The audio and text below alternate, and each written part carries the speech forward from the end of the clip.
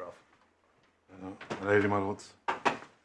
Having listened carefully to the exchanges, in particular between my Lord Snowden and Mr. Budworth, I take it to be common ground that an essential ingredient of both the personal claim, name, receipt, and the proprietary claim is a breach of a fiduciary duty on the part of the trustee.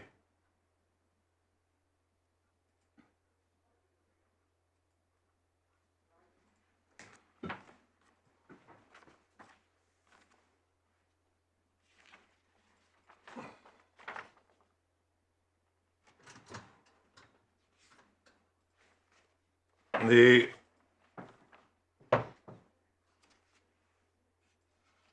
conclusions of the judge are summarised in paragraph 7 of my skeleton, at paragraphs 2015 and 202 of the judgment,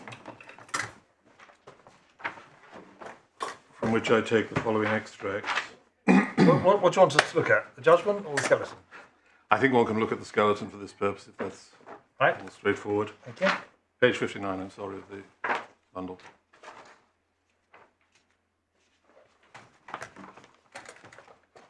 Yes. If it seems clear to have been the case, Austin Fergus was contemplating a joint venture with Mr. Crosby concerning the development of Mercury Way land. That might well have been the sort of investment, if made with monies belonging to the SPH Trust, that could have provided for a good return on a fairly safe and secure basis. Under 202, I consider the evidence as to the circumstances and basis upon which the SPH Trust was established and funds were entrusted to Austin Fergus to be so unclear and uncertain that I cannot safely conclude on the balance of probabilities that the monies were entrusted to Austin Fergus on a basis that would have prevented Austin Fergus from lending monies to Mr. Crosby on the terms that he did. In anticipation of, for example, being involved on behalf of the SPH Trust in the development of the Mercury Way land for the benefit of the SPH Trust, and doing so with Mrs. Shovlin's informed consent. Just want to touch upon incidental benefit, which I think Mr. Budworth addressed the court about. Incidental benefit is not measured by value.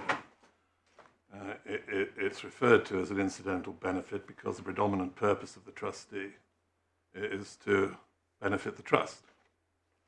And of course, in the case of any joint venture in which a trustee engages, there is going to be benefit to the counterparty.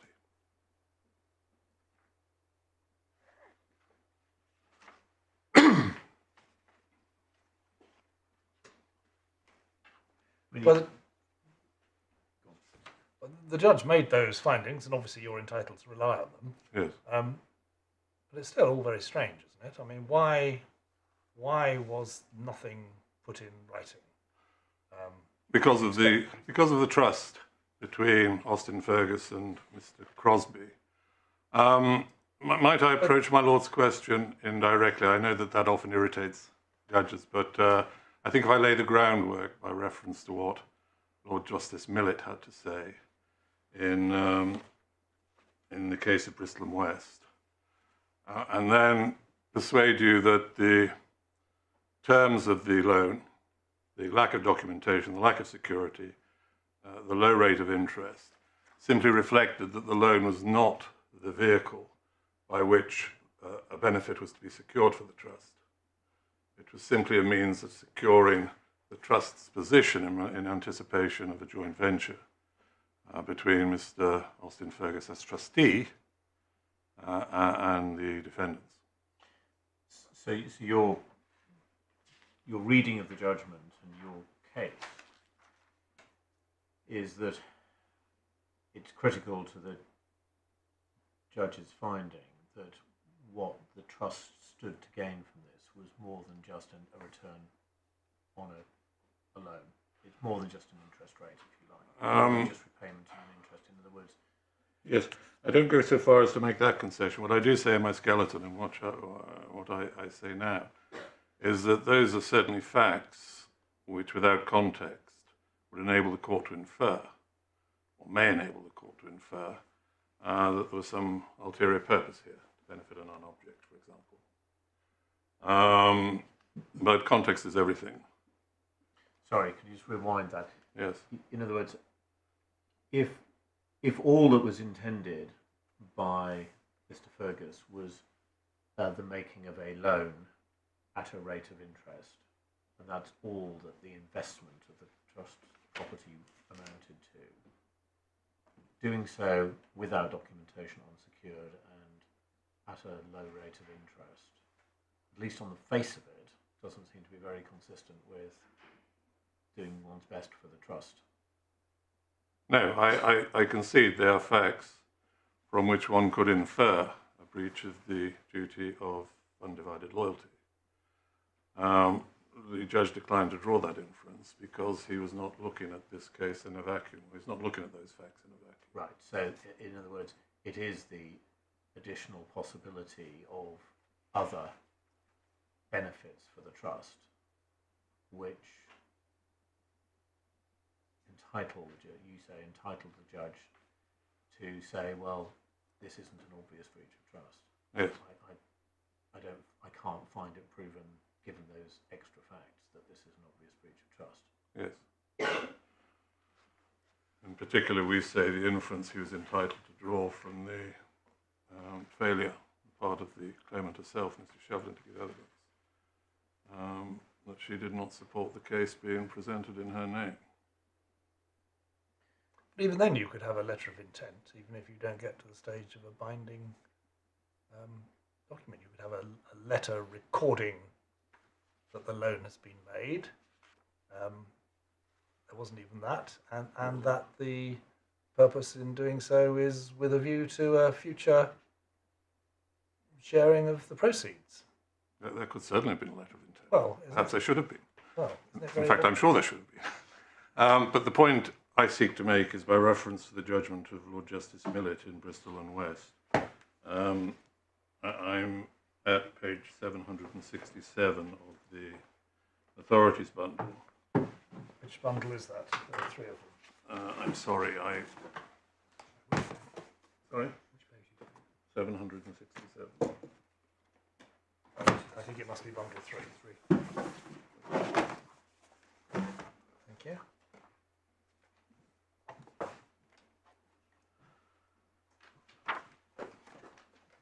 And so Lord Justice Millett, 667, starting at A, if I may, this leaves those duties which are special to fiduciaries, which attract those remedies which are peculiar to the equitable jurisdiction, primarily restitutionary or restorative, rather than compensatory.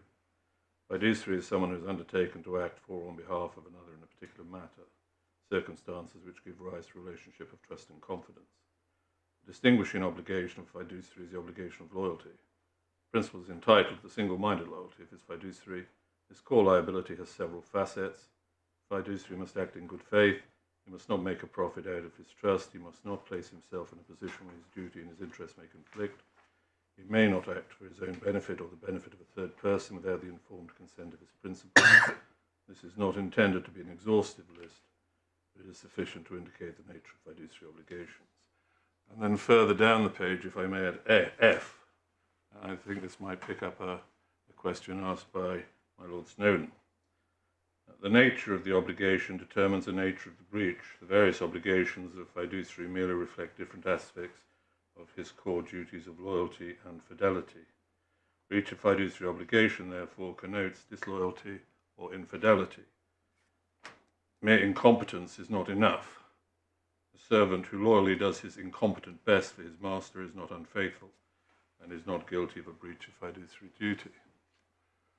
That's why I go no further than saying that the rate of interest and the fact that the loan wasn't documented and there's no security provided for it may be facts from which a court could infer that the trustee was in breach of his fiduciary duty. But the court might equally find that he was merely doing his incompetent best, so that those failures would sound in equitable compensation against the trustee. So if, for example, this loan had not been repaid and there was a denial that it had ever been made, or some such issue. Yes. Obviously, the fact that it was undocumented, it might well have grounded some claim for equitable compensation, Yes. breach of a duty to use sufficient care in the conduct of the trust.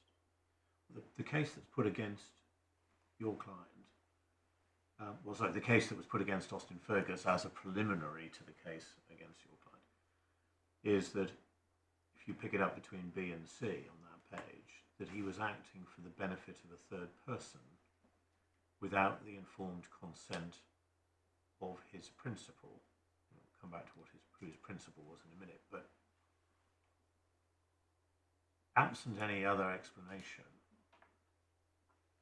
why the point that's put is the judge should have been drawn inevitably to the conclusion that the low rate of interest and the non-documentation and the lack of security is so obviously just designed to benefit the borrower and nothing else. Absent something else, I mean, that's the starting point. I think one would have to infer from those facts that Austin Fergus acted in a manner which was disloyal. I concede that if this were a commercial transaction with no personal relations, so that there was not the degree of trust which Austin Fergus reposed in Mr. Crosby, and the trust that Mr. Crosby reposed in Mr. Austin Fergus, the position may be somewhat different, but the way Mr. Austin Fergus conducted himself is explicable on the basis of the trust and confidence he reposed in Mr. Crosby. But another oddity is that it seems to have been Mr. Austin Fergus and not Mr. Crosby who wanted these peculiarities. According to what we get from the telephone conversation, it was Austin Fergus who didn't want things recorded in writing when Mr. Crosby was quite happy to have something. Likewise, we know that Mr. Crosby must have been prepared to pay a commercial rate of interest because he was looking for a commercial loan but couldn't get one. But for some reason, he was given this very low rate of interest. So it all comes from Mr. Fergus, not from Mr. Crosby. Accept that. Just very strange. It's a case with unusual features, but if I might take my Lord's second point first. If as a businessman I see a valuable opportunity so that I might participate in a joint venture, whether for my own benefit or the benefit of the trust, which I'm a trustee, then I might consider the loan as merely ancillary to that purpose. Let's secure the land for the purpose of the joint venture.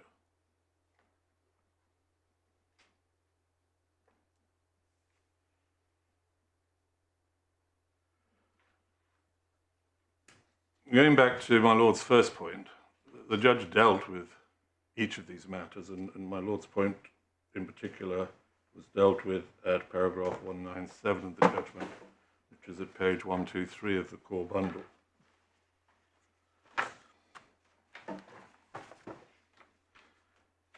Further, I do not consider that Mr. Crosby's case is undermined by his reference to Austin Fergus saying, "Keep it close to your chest, George. No one needs to know about what we do." See page 18 of the transcript of the meeting on 11th February 2020.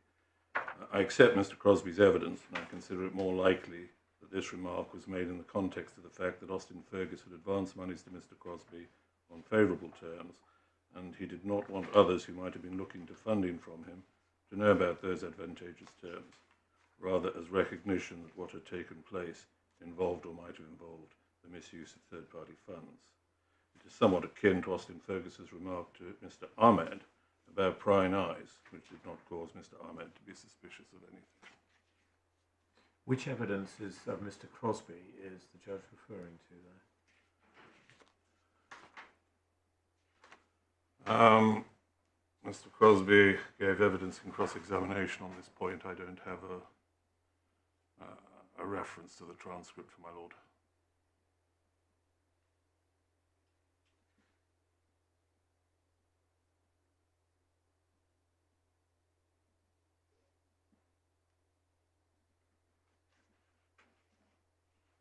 We don't know, do we, what the terms were either for Mr. Ahmed or for anybody else to whom money was lent? We don't, but Mr. Ahmed was called by the claimant, presumably as a witness of truth. He borrowed monies.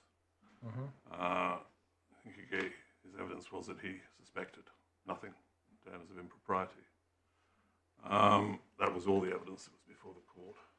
The terms of the other loans I don't think were established. Did Mr. Ahmed say what the terms of his loan were? I don't believe he did. Could you excuse my back a moment? Yes. I just want to check my recollection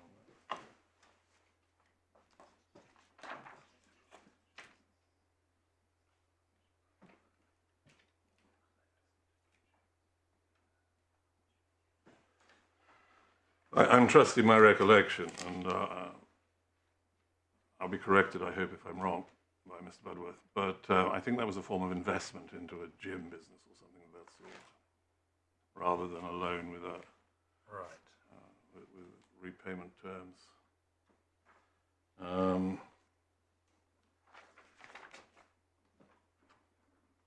My central point is that whereas Mr. Budworth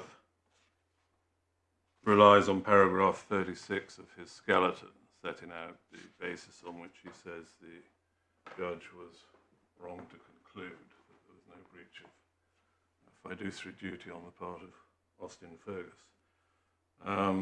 My position is that his lordship, the trial judge, dealt with each of those matters. And when invited to approach the issues in a more granular fashion, it didn't, with respect, appear to me that Mr. Budworth was able to take the court to the various findings of the judge, say why each finding must be wrong. It really seemed, with respect, to come down to the fact that Mr. Budworth, identifying all of these circumstances, simply invites your lordships to conclude that the judge was wrong.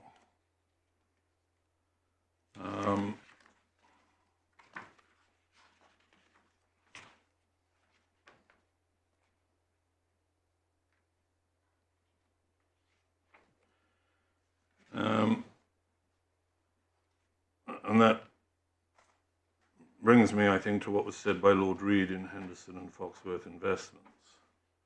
It's 2014, One Weekly Law Reports at 2600, at page 797 of the... Right, well, this case is cited to us in almost every appeal that we get. Well, I'm conscious that my lords will be familiar with the principles of appellate restraint.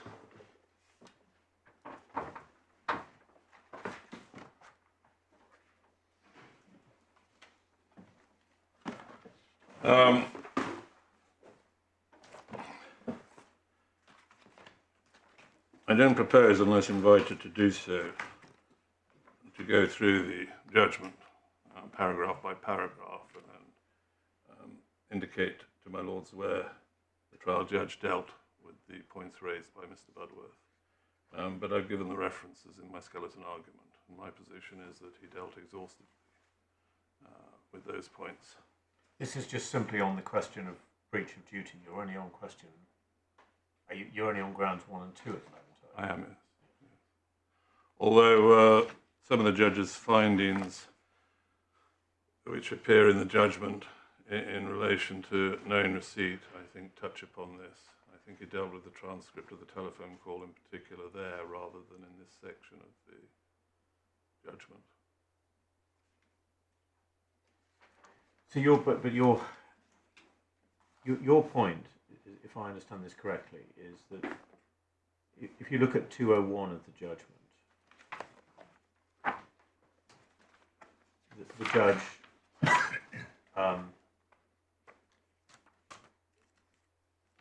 does some analysis of the very limited evidence that was in front of him about the way this trust was set up and what policy of investment was supposed to be followed.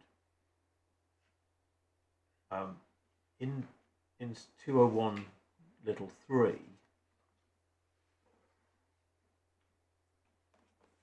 he alludes to the point that I think you trailed first thing this morning,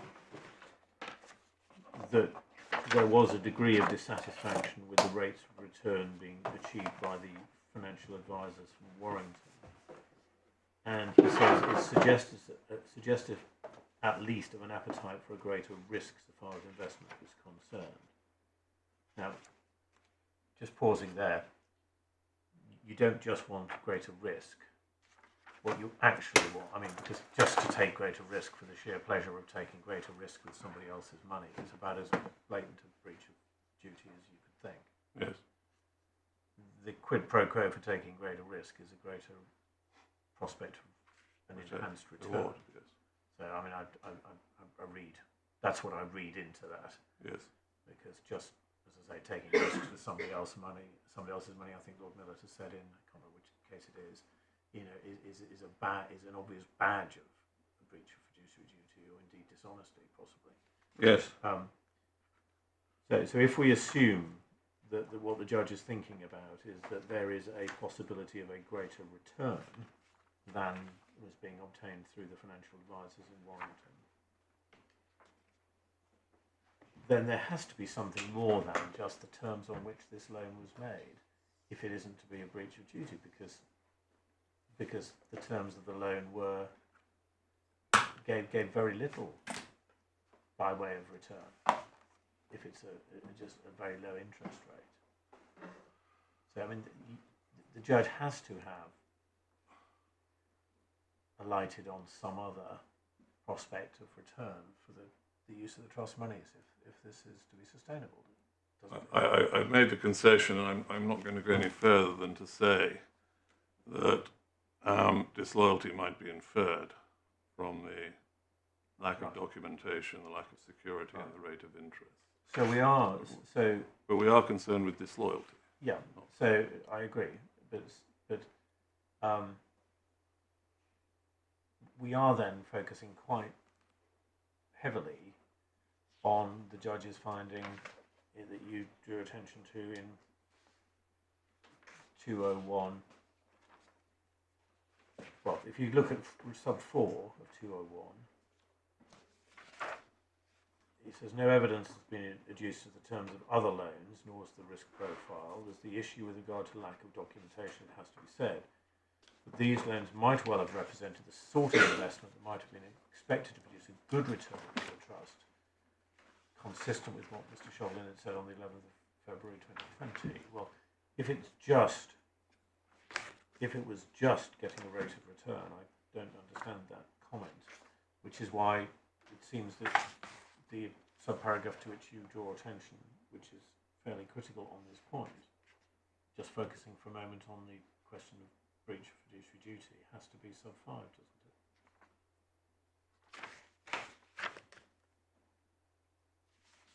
I mean, that's why you alight upon that. I think my proposition is that the trial judge was entitled to find that was at least an equally probable motive for the making of the loan.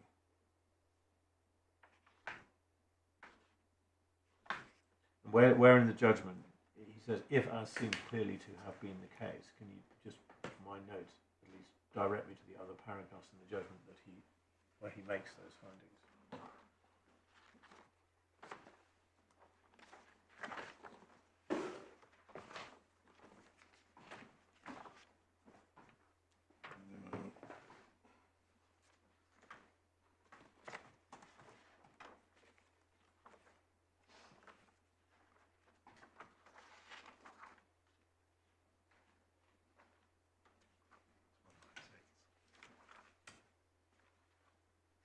There's some in 53. This first reference.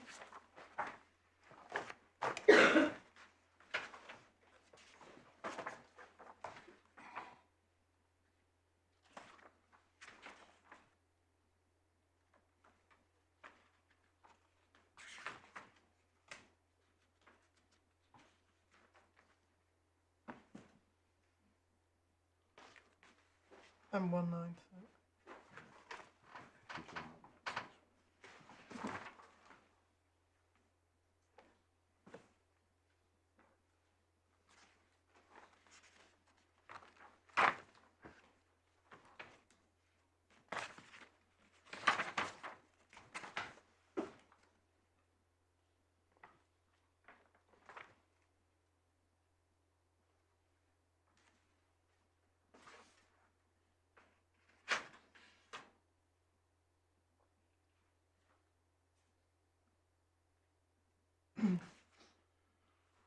Yes, I'm sorry, it's a lengthy judgment, as my Lord Snowden will have observed. I haven't marked it up. I can do that over the short adjournment if that helps, and direct my Lord to each paragraph where reference is made. All right, well, we've spotted paragraphs 53 and 196, but perhaps you could tell us if there's anything more. Yes.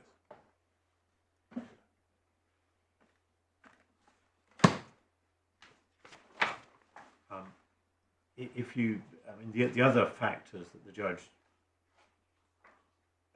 places reliance upon are in sub 6.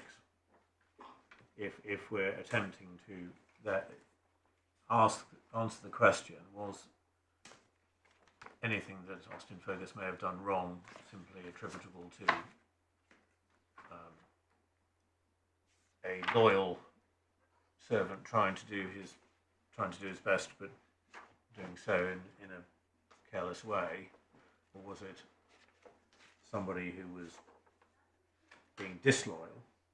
The two factors the judge seems to focus on are the sending of the bank statement to Mrs. Shovlin, the fact that Mrs. Shovlin didn't give evidence, and in fact I think also the involvement of solicitors in at least certainly the second of the making of the second of the loans, I think. Yes, he also referred to the fact of frequent meetings, I think was the way it was put, between Mr. Fergus and Mrs. Shovlin.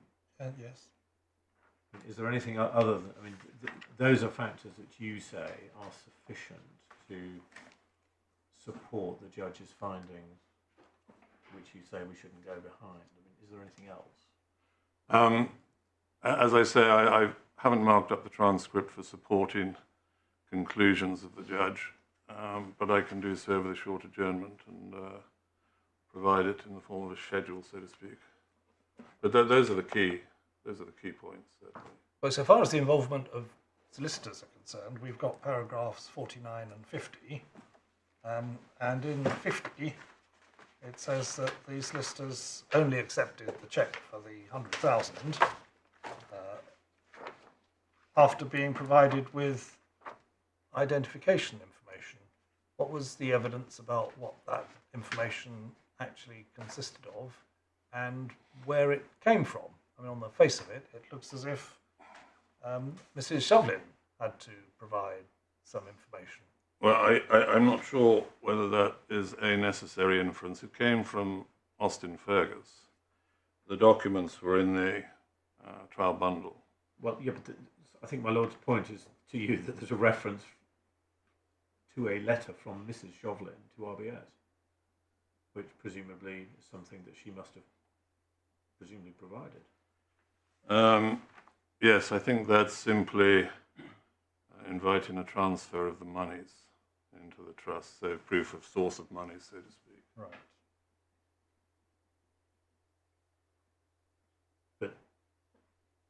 But certainly the passport, Mrs. Shovlin, was provided. Do we have the identification information in the bundle? I'm not sure that it's made its way into the supplemental bundle now. No.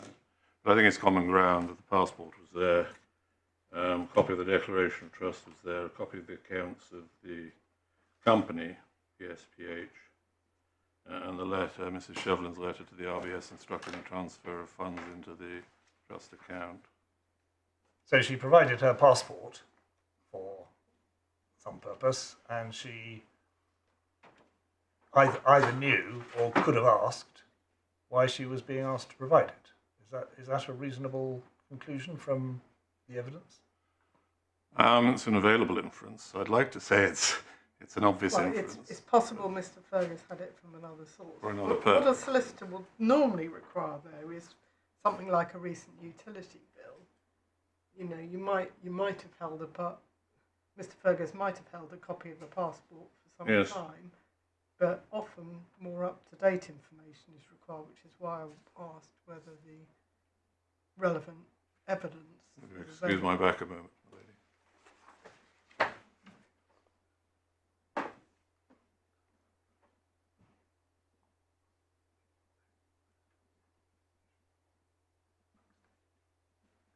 Just before you answer, you better not tell us anything which was not evidence in the No, below. indeed.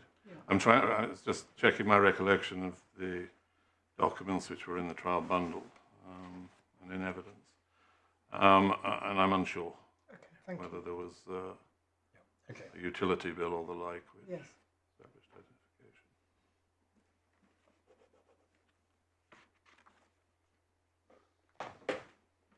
Right, where do we go from that? Well, aside my submission that the trial judge subjected the facts relied upon by the claimant to most careful analysis, detailed analysis, and came to conclusions, I think we move on. So he was entitled. Okay, but just, sorry, without wishing to slow things down, just can I specifically ask about the inference that the judge drew from the fact that Mrs. Shovlin hadn't given evidence? Yes. What do you say was the actual inference that he was entitled to draw there? What factual inference was he entitled to draw? What? I think there's only one available inference, although my lord will doubtless correct me, which is that Mrs. Shovlin didn't support the case that was being advanced in her name. Yeah, in what respect? Respect that this loan was made without her informed consent. Right, so the inference that the judge, you say, is entitled to draw from Mrs. Shovlin not giving evidence was that if she had gone into the witness box and given truthful evidence, she would have said, what?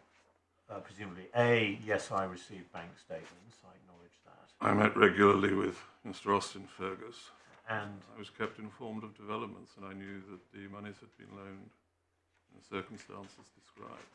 And why does that fit Lord Justice Millett's extract in Bristol and West that you took us to? I took my lord to two extracts. Sorry, the one that you took us to at page 18 at the top. Yes. At 767 of the bundle. Well, there were. It's a point that I put to Mr. Budworth yesterday. Yes. In a slightly different context. Suppose if Mrs. Shovlin had said, yes, I understand, I'm very happy that you trust Mr. Crosby, you've known him for a long time, I'm happy that you should lend him money at a low rate of interest without documentation or without any security. Where does that take one legally? Because Mrs. Shovlin was just another trustee who would have, presumably on Mr. Budworth's case, equally simply have been in breach of her duties to the trust that she had created. Does that get addressed anywhere? Did anybody even raise that sort of issue, that type of issue during the case? Any requirement for consent by the beneficiaries wasn't touched upon, nor was it touched upon whether both trustees acting together could somehow avoid a finding of breach of fiduciary duty because they acted jointly. Can I ask the question this way? I take it there was no evidence that Mrs. Shovlin knew Mr. Crosby. No, there was no evidence that she knew Mr. Crosby. So the likelihood that she would wish to benefit, do something with the predominant intention Purpose, yeah. or purpose of benefiting Mr. Crosby, one might infer is Improbable. yes. Is that? It might, as my lady says, I think it might assist in terms of the inferences to be drawn, looking at the context as a whole. If Mrs. Shovlin's informed consent was obtained, it appears improbable that she would act, where she herself had been responsible for settling the trust on behalf of the company, that she would be involved in a breach of fiduciary duty. I think we have a slightly more precise answer than you were able to give just a moment ago to my Lord's question about what adverse inferences the judge was drawing, because at paragraph 166, he identifies the inferences that you were submitting he should draw, namely her instructions regarding investment policy and her state of knowledge as to what Austin Fergus was doing with the money. Yes, thank you. I think when he talks about drawing adverse inferences, it's in those areas. Those are the inferences. It seems to me that it is improbable to a high degree that Mrs. Shovlin would have been acting disloyally. And that brings me to the second extract, to which I took my Lord Snowden from the judgment of Lord Justice Millett in Bristol and West. Mere incompetence is not enough. A servant who loyally does his incompetent best, for his master is not unfaithful and is not guilty of a breach of fiduciary duty.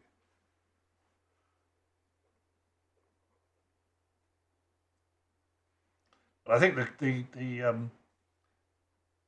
implication of my lady's question is that as Mrs. Shovlin had no wish to benefit Mr. Crosby, if she gave informed consent, then that suggests that she at any rate perceived this transaction as being in the interest of the trust. Yes. Yeah. That's how you would put it, is it?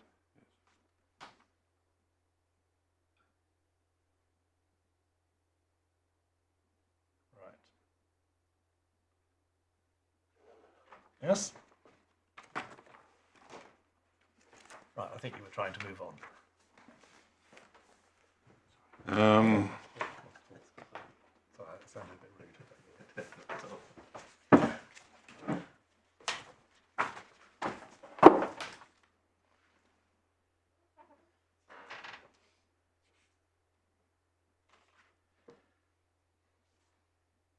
I'll pick matters up then in terms of grounds 6 and 7, known receipt. At a point at which I think my Lord Snowden may have been discomforted, which is what Lord Sumption said in Credit Agricole v. Papadimitriou, 33, which is whether a person claims to be a bona fide purchaser of assets without notice of a prior interest in them, or disputes a claim to make him accountable as a constructive trustee on the footing of known receipt. The question, what constitutes notice or knowledge, is the same. Now, I say that's the correct statement of law, but I think Lord Sumption might have avoided using the word notice in this context. Notice is something which is familiar to conveyancers. Lewin makes a point in paragraph 42. Sorry, can we just get ourselves back into the bundle? Yes, sorry. Where are you in the authorities bundle? Page 129.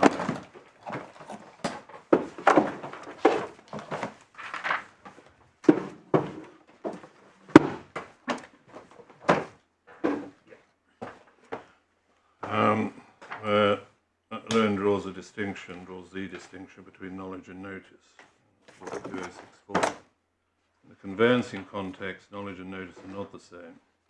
A person, though he may have no actual knowledge of a fact, may have actual notice of the fact through production to him or his solicitor of some unread document indicating the existence of a fact, or through registration he may have constructive notice, or imputed notice through his solicitor employed to investigate title, perhaps in circumstances where he would have had no constructive knowledge within types 4 or 5 of the Baden classification. On the other hand, a person may have actual knowledge of a fact yet not have notice of it through lack of registration. The doctrine of notice was developed in the context of conveyancing, and the rules developed in the conveyancing context may have only limited application in commercial and other contexts. The doctrine of constructive notice is developed in the conveyancing context does not apply to commercial transactions. In the conveyancing context, the question is what inquiries ought reasonably as a matter of prudence having regard to usual conveyancing practice be made by a purchaser through his solicitor in relation to the vendor's title to land. However, in the constructive trust context, the question is usually what inquiries, if any, ought to be made by a defendant if he has actual knowledge of facts which point to the existence of a breach of trust, so as to avoid the charge that he has knowledge within types 3 or 5 of the Baden classification. The circumstances are quite different, and thus the rules about notice developed in the conveyancing context are of limited assistance.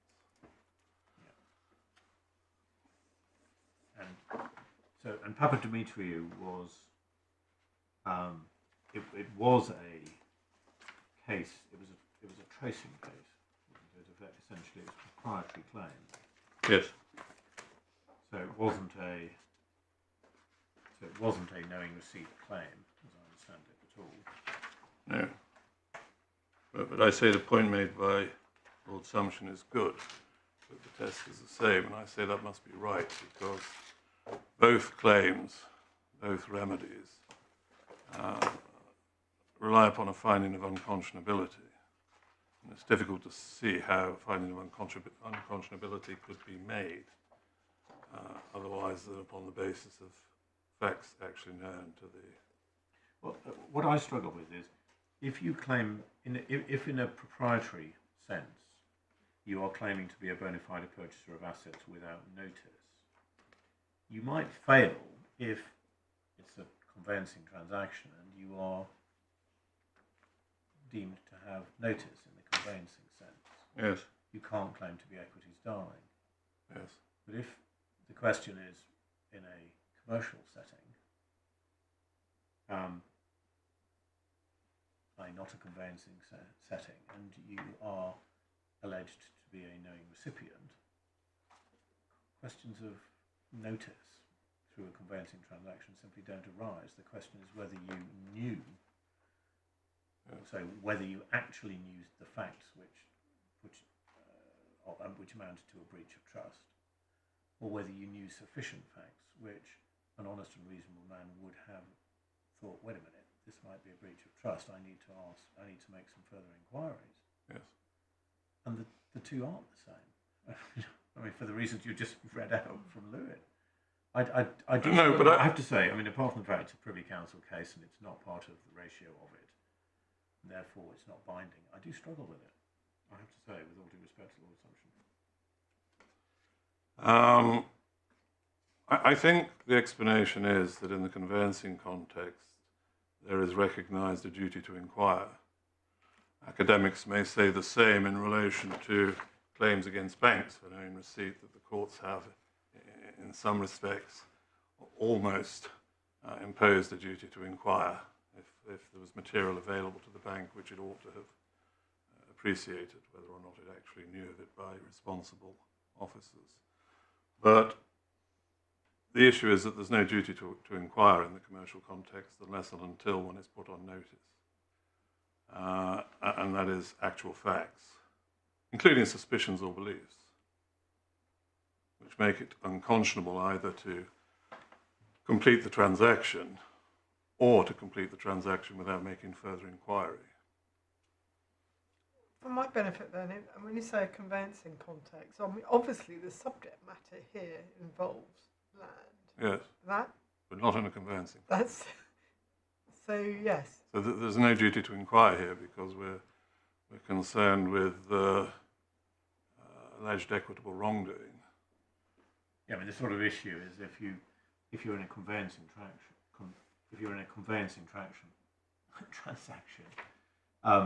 there are things like land registers, and you are deemed to have notice, because that's what the statute says you have, of matters which you could ascertain from a search of the land registry, for example, such that if you don't make the search, you're nevertheless deemed to know that there may be a prior claim to the land which you're about to acquire. It's got nothing to do with knowledge.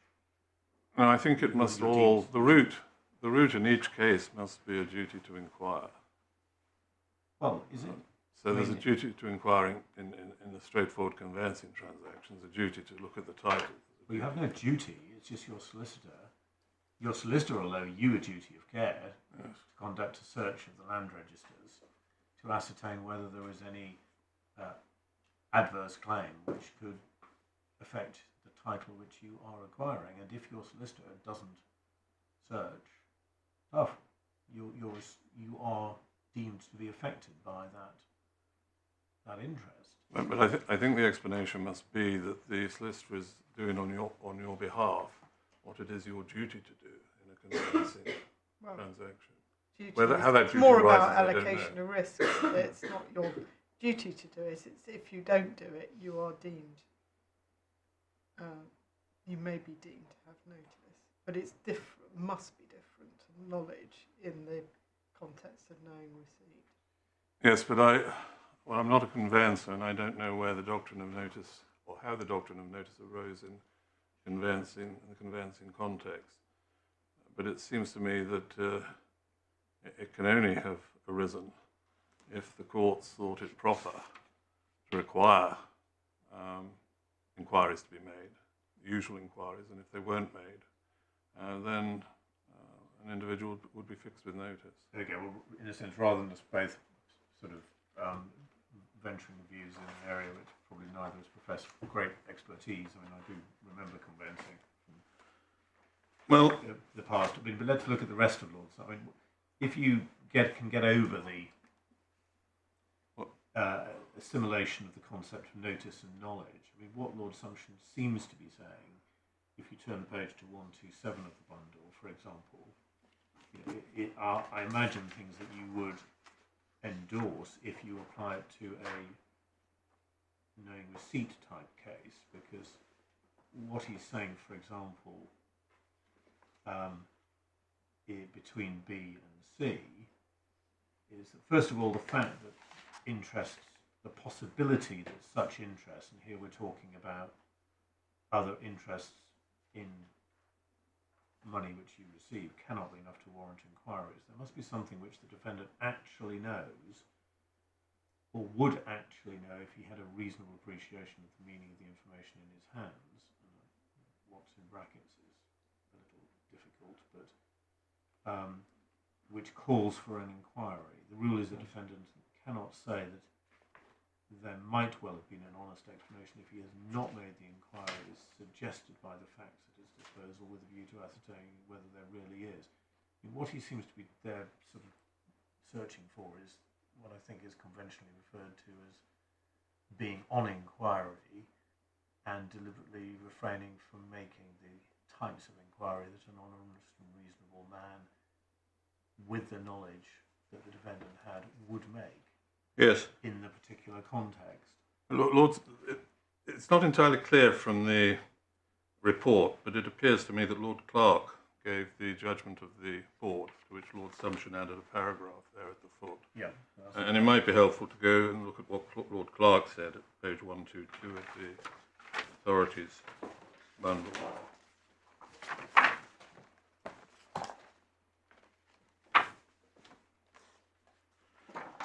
And this, I say, represents the law of paragraph 20. Is this the law in relation to knowing receipt or the law in relation to...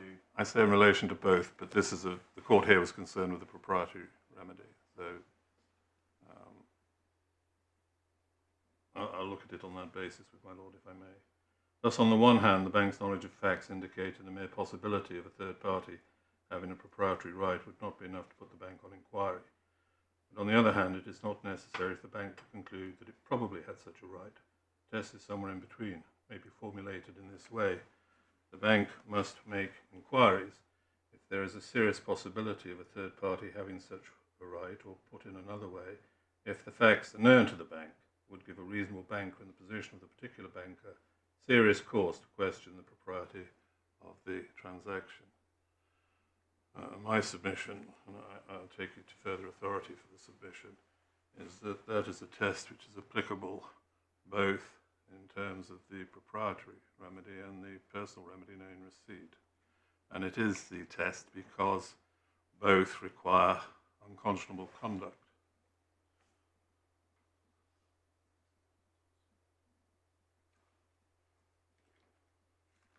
But that test does not require knowledge of breach of trust. It would apply if somebody knows facts from which a reasonable person would have serious cause to question the propriety of the transaction, even if the actual person, it doesn't occur to him, excuse me, that there is any problem. But it appears, it says reasonable banker in the position of the particular banker, so there's a possible nod there to taking account of the characteristics of the individual. It also says if the facts are known to the bank. So that in my submission it is actual knowledge. That's a reference to actual knowledge of facts, which would give rise to a serious possibility about the of impropriety in the transaction. Has anybody ever applied this Papa Dimitri in the context of knowing receipt, or even commented on it in the context of knowing receipt? Lewin deals with the test of knowledge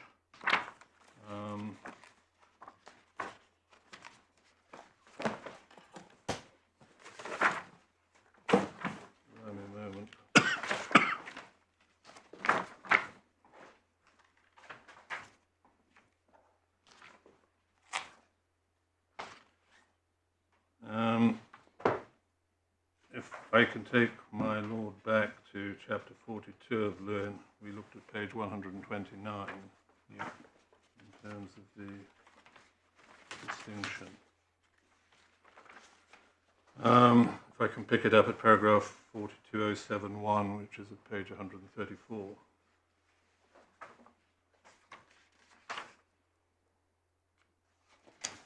Pleading knowledge. Allegations of knowledge, and this is in the context of known receipt, especially allegations of knowledge involving want of probity, must be properly particularised in the statement of case. And then towards the foot of the paragraph, as the law now stands, it will not suffice to plead what the defendant ought to have known. The statement of case and particulars should plead what the defendant is alleged to have actually known, set out any facts and matters upon which the claimant relies as showing that in view of the knowledge pleaded, retention of the receipt was unconscionable.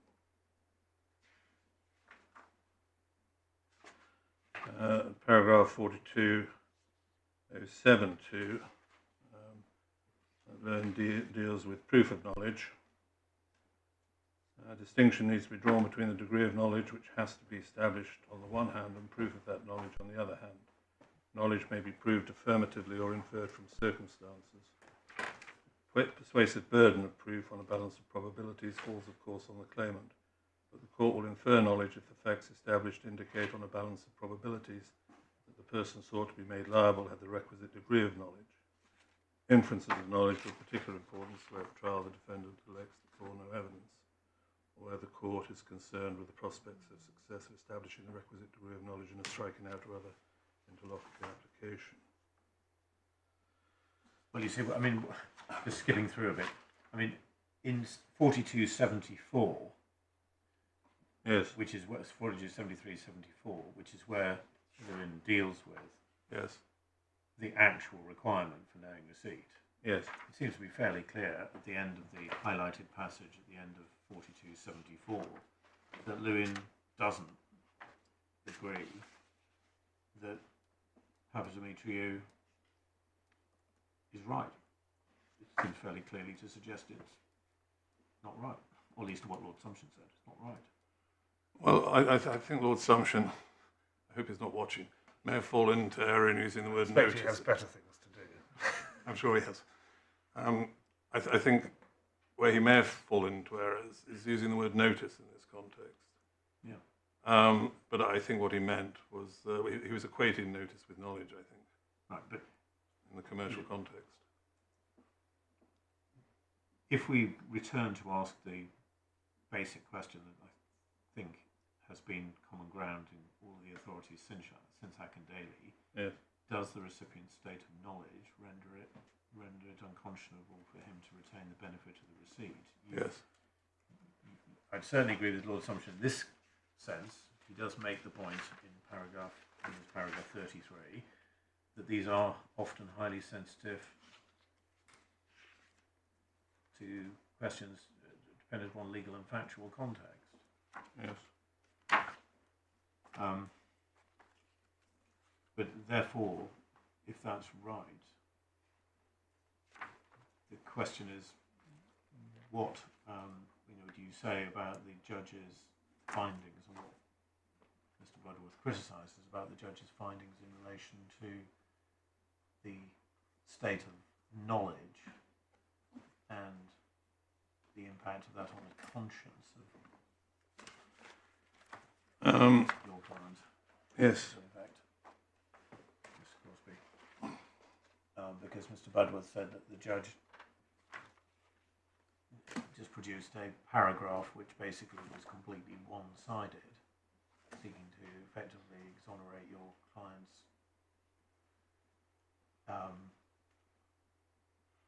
rather than actually a balanced evaluation of all the evidence as to what actually should have occurred or might have occurred. I mean, that's the attack on the judge's finding, that your client had no reason to suspect that Austin Fergus was doing anything wrong at all in advancing these monies on the terms that he did. I mean, that's the question that, if we've got the right legal test, needs to be answered. Yes. Might I first deal with what I say is the right legal test in its exact form, Right. and move on. And I say that the formulation adopted by the Supreme Court in Ivy and Genting in the context of dishonesty applies equally in the context of unconscionability. And I deal with this at paragraph 15 of my skeleton, which is at page 61 of the core bundle. But you're not trying to say, are you, that you can only be a knowing recipient if you're dishonest? No. Right. What I do at paragraph 15 is take the test from Ivy and Genting, exactly as stated by the Supreme Court, and substitute unconscionability for dishonesty, so that it reads: the fact-finding tribunal must first ascertain subjectively the actual state of the individual's knowledge or belief as to the facts. Pausing there, I say that will include all beliefs or suspicions that it's found the individual actually held.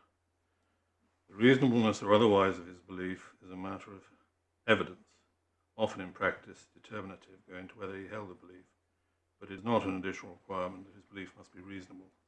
The question is whether it is genuinely held.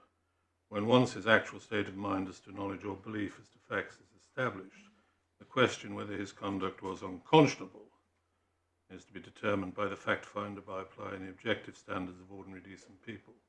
There is no requirement that the defendant must appreciate that what he has done is by those standards unconscionable. I say there's no need for a gloss on that at all, because if one looks at the case where an individual ought to be put on inquiry the fact finder will ascertain his state of mind in terms of the facts and find that it was unconscionable for him to go on to complete the transaction without making those further inquiries. And so I say this is a perfectly clear statement of the law as it stands in relation to the requirement for unconscionability, and the approach should be adopted by the court in considering unconscionability in the context of equitable wrongdoing. I understand what you're doing forensically. Yes. Has anybody, any other court ever effectively adopted that approach that you ask us to adopt, the two-stage approach? I see what you're doing. Only in the context of dishonest assistance, I think. In the Group 7 case, Court of Appeal in the Group 7 case, I think, said in terms that there's now a single test for dishonesty. So what you're saying is that when you're assessing whether retention is retention of a benefit is unconscionable, which yes. is, let's say, the test from Mackandaley, you first of all ask the question, what did the defendant actually know? Yes. And what beliefs or suspicions did he have? Do I find he had? Right. Do you also ask the question whether an honest and reasonable man, knowing what he knew, would have asked some questions? Yes, because if you come to the conclusion that by the standards of ordinary decent people, that transaction should not have been proceeded with without further inquiry being made, then you satisfy. But that's the unconscionability element of the test, not the establishing knowledge. I'm sorry, lady. That point about standards of reasonable people is applying the test of unconscionability. The prior stage is simply what his actual knowledge of was. Yes, including indeed, yes. actual suspicions. Yes. In other words, so what you're saying is if it never occurred, if knowing what he knew, it just never occurred to him to ask the questions because he's just a bit thick, that an honest and reasonable man, emphasis on the reasonable man, would have asked, and incidentally, I'm not making a comment about Mr. Crosby. This is a general proposition, right? So if the person it just never occurred to him, Yes. for whatever reason, but let's assume it's just because he's just a bit slow, that he didn't ask the question, but an honest and reasonable man of average intelligence, one assumes, would have asked the question. Yes. Is the analysis that the failure to make the inquiry and discover on this hypothesis that the facts that showed that there was a breach of trust, it's that failure to ask the question that an honest and reasonable man would have asked, which makes it unconscionable for the person to retain? No. Is that the way? You're entitled to take into account the characteristics of the individual whose knowledge and beliefs you're assessing. The old example, I think, is the person who comes to this country from abroad where public transport is free, travels on the bus without paying. Here, an example might be someone who comes to this country from abroad, or even indeed from the northwest of England, and doesn't know what a trust is, never heard of a trust, and so ought not to be taken to appreciate that an ordinary reasonable person with knowledge of some basic knowledge of trusts should be put on notice and make inquiries before proceeding with the transaction. So you have to postulate it's an honest and reasonable man having some of the characteristics of the actual person. Yes, but once you find what he honestly believed, Yes, it goes without saying. It's not available to him to turn around and say, "Well, I don't think what I did was unconscionable." No, that's the Ivy and Genting. You can't set your own standards of dishonesty or honesty. You can't set your own standards of conscionability. Let's say that I understand is that's a slightly different point. Yes. That's to deal with the person who says, "Well, I don't think there was anything wrong in what I did." You can't do that. But I'm just trying to tease out whether the judge, and now I am going to be specific about this case, whether the judge was entitled in assessing what an honest and reasonable person in Mr. Crosby's position would have done, is required to take into account the history, or is allowed to take into account the personal history between, for example, Mr. Crosby and Mr. Fergus. Oh, yes, Or whether he simply has to say, no, I must presume a hypothetical person in this position who might have behaved differently. How do you say the judge? I say he takes into account all the circumstances, including if a loan is made by a trusted professional. This is part of the initial fact-finding inquiries to the defendants or the alleged accessories' state of mind. It's more reasonable for the fact-finding tribunal to conclude that his state of mind, his knowledge and beliefs, were not such as should have put him on inquiry and caused him to make further inquiry before completing the transaction. So I think all the circumstances must be brought into account at the first stage. Because is there not law? I mean, there is law on this. I mean, there is law on the extent to which the personal characteristics of a defendant, either in relation to honesty or dishonesty, if that's the analogy you're drawing, or in relation to knowing receipt, either can or cannot be taken into account.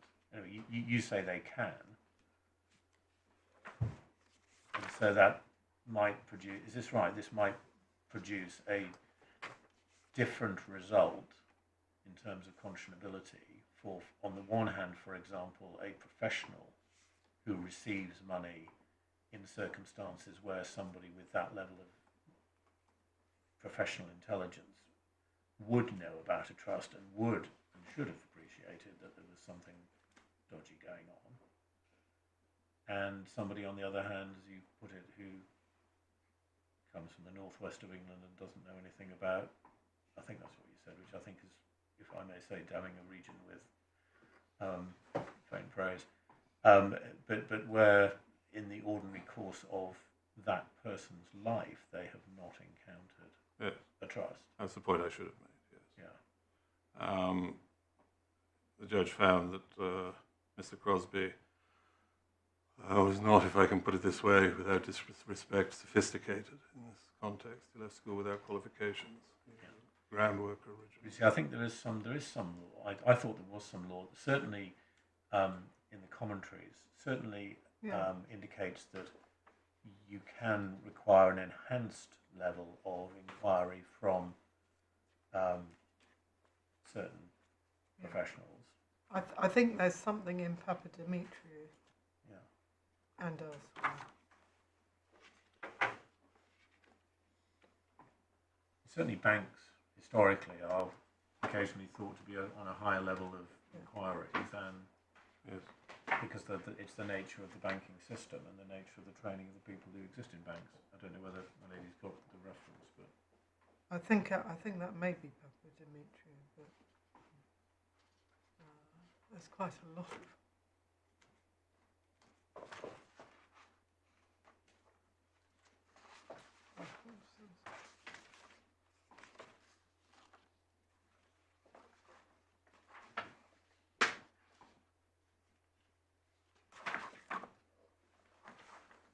Discussed also in Group 7.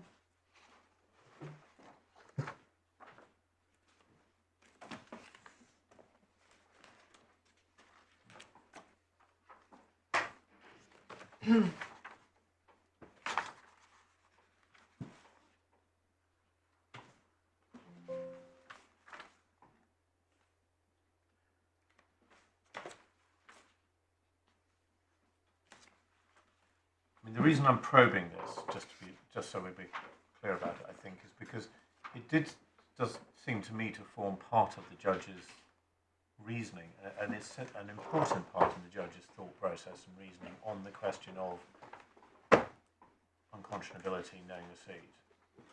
That there was this pre-existing commercial relationship pre-existing personal relationship between Mr. Crosby and Austin Fergus, and given the nature of Austin Fergus's professional background and Mr. Crosby's non-professional background, I'm just trying to make sure that that's an area which, Yeah. you know, with the judge was entitled. I mean, it's not full front and centre of Mr. Budworth's argument, but it sort of underpinned a lot of what he was saying, I think. In Papa Dimitri, I've seen there's reference at paragraph 14.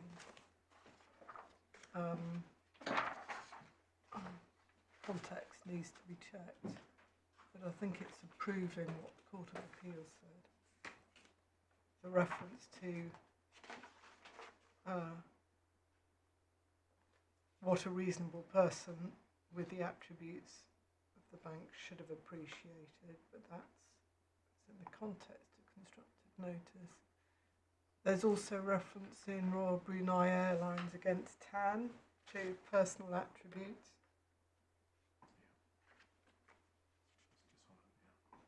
That's right.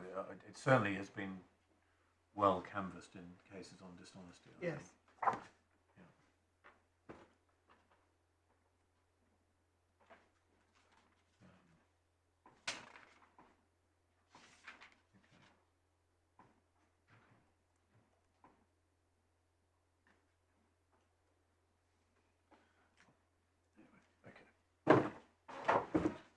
Again, I mean, this.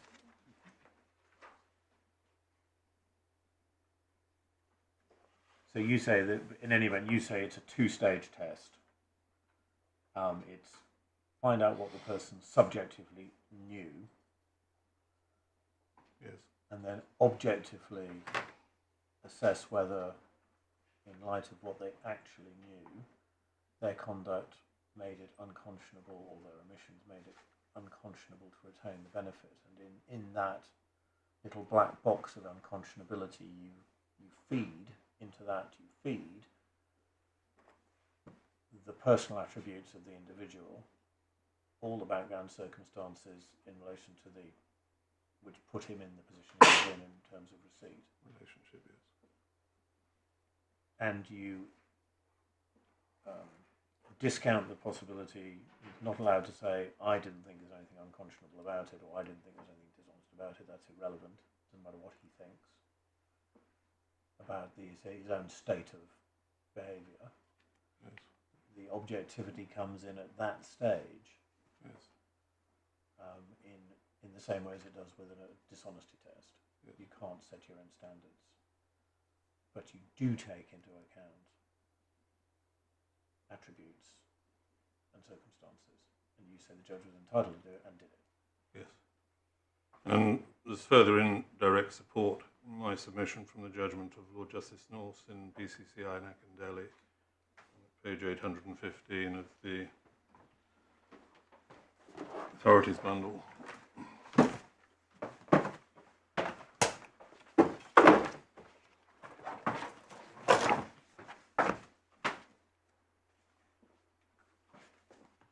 Where at D, Lord Justice North refers to the seminal judgment, characteristically penetrative in its treatment of authority and in the best sense argumentative. That is the Robert McGarry, Chancellor in Re Montague Settlement Trust, 1987, Chancery 264. It was he who first plumbed the distinction between notice and knowledge. It was he who, building on a passage in the judgment of this court in Re Diplock, first emphasised the fundamental difference in the questions which arise in respect of the doctrine of purchase without notice on the one hand and the doctrine of constructive trusts on the other. Reading from his earlier judgment in the same case, he said, the former is concerned with the question whether a person takes property subject to or free from equity. The latter is concerned with whether or not a person is to have imposed upon him the personal burdens and obligations of trusteeship. I do not see why one of the touchstones for determining the burdens on property should be the same as that for deciding whether to impose a personal obligation on a person. Cold calculus of constructive and imputed notice does not seem to me to be an appropriate instrument for deciding whether a person's conscience is sufficiently affected for it to be right to bind him by the obligations of a constructive trustee. Well, I mean that's just Lord Justice North referring to why, no doubt, Lord Sumption and Sir Robert McGarry wouldn't have seen eye to eye. Yes. But I do say that the question posed whether a person's conscience is sufficiently affected makes it obvious, should make it obvious, that the test is subjective. But it's not. Nobody doubts that. Well, you're not saying the test is subjective, simpliciter. No, the test is subjective. You The first start with it's in fact why everybody says that the test for honesty is an objective test. Yes. You start with the subjective state of knowledge, but the standard against which you measure it is an objective standard. But I'm actually probing a much more subtle nuance in relation to this, which is, although you say it's an objective test, and you can't set your own standards, to what extent does the reasonable person that you postulate in asking whether inquiries should have been made and whether it's unconscionable as a result of inquiries not being made, that you assume that the reasonable person has various attributes? You know, do you just randomly pick somebody from a solicitor's office, or do you pick it from the Manchester Omnibus? Yes, That's the question. well, I should have been clearer, I think, and said that question whether a person's conscience is sufficiently affected can't really be determined without taking into account the personal characteristics and the circumstances of the transaction and any pre-existing relationships. It seems pretty clear that, at least according to this judgment, and looking also at the later quotation from Sir Robert McGarry at the foot of the page, that there's a difference between knowing receipt and a proprietary tracing claim. If you're looking at knowing receipt, you are by definition looking at knowledge of the impropriety in question, which is necessary to affect your conscience, whereas if you're looking at tracing, it may be that all you need is notice in order to fail to qualify as a bona fide purchaser for value without notice. So if we're still looking at the knowing receipt claim, then we're in the knowledge area. When we get to the proprietary claim later on, maybe a different question arises. Well, I don't at the moment see the distinction, because, as was said by Sir Robert McGarry, VC, at the passage at paragraph F on page 815, I do not see why one of the touchstones for determining the burdens on property should be the same as that for deciding whether to impose a personal obligation on a person. Cold calculus of constructive imputed notice does not seem to me an appropriate instrument for deciding whether the person is sufficiently effective for the right to bind him by the obligations of a constructive trustee. And the constructive trusteeship arises in both circumstances, both in terms of the known receipt and the proprietary remedy.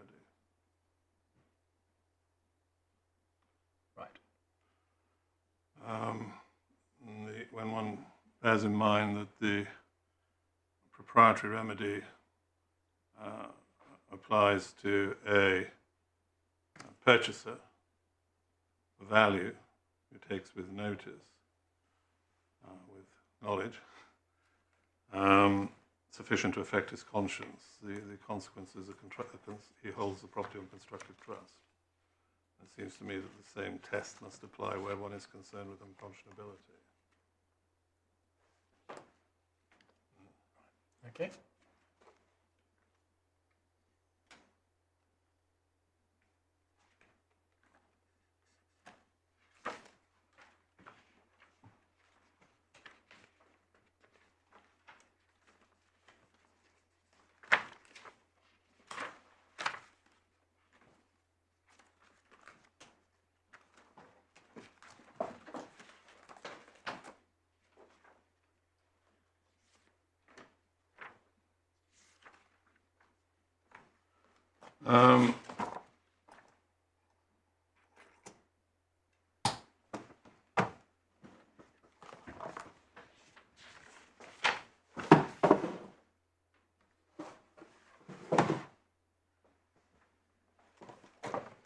in my skeleton, page 62 of the core bundle, paragraph 22.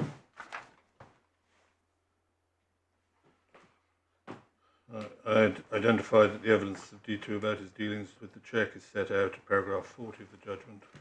The judge found him to be an essentially honest witness, paragraph 185. I say that the judge's careful evaluation of the evidence is evident from the judgment.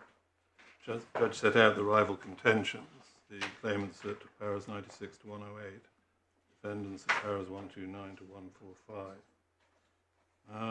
Judge's assessment of Mr. Crosby as a witness set out at paragraphs 185 to 198. The evaluation of the evidence is set out at paragraph 209(1) to 8. And the judge's conclusions are set out at para 198 and 210. And having undertaken what I submit as a careful evaluation of the facts, the judge said at paragraph 198, I have therefore come to the firm conclusion that Mr. Crosby neither believed nor suspected that the monies that SCS and Orton Ainsworth received were tainted in this way. And at 210, Mr. Crosby's state of knowledge was not such as to make it unconscionable for him to retain the benefit of the receipt of the monies in question.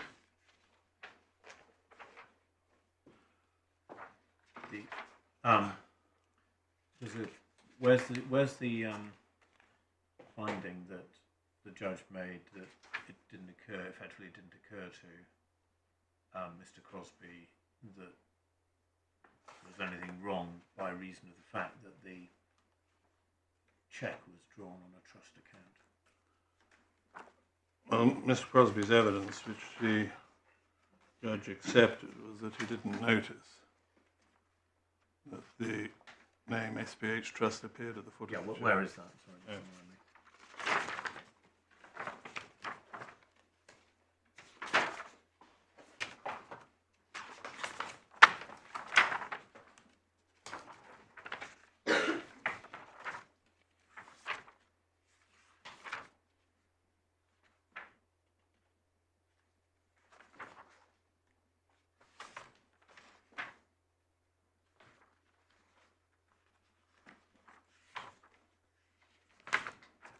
51.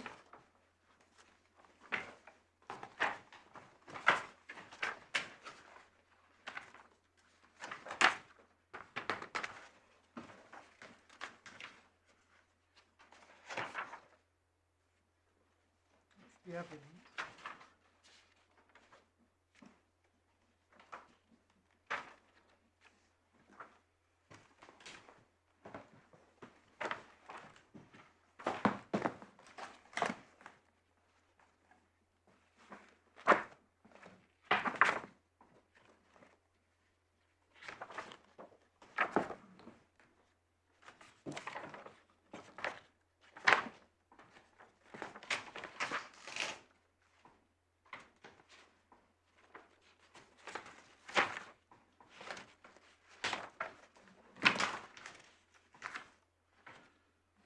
Yes, I'm grateful to my lady. It's paragraph 51. That's just the evidence. I mean, Besides the evidence. I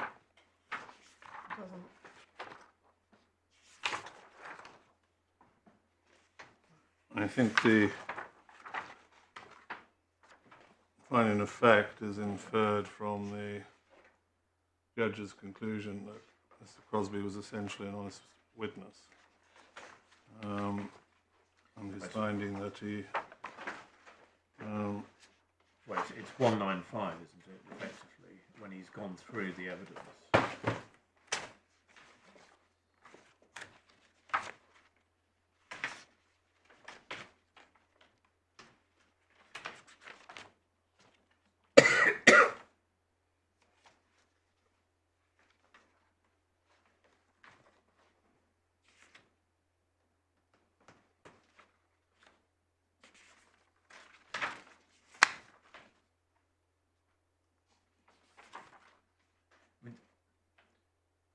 The reason I'm asking all this stuff is, amongst other things, it's pretty obvious that it's the point you address in your skeleton.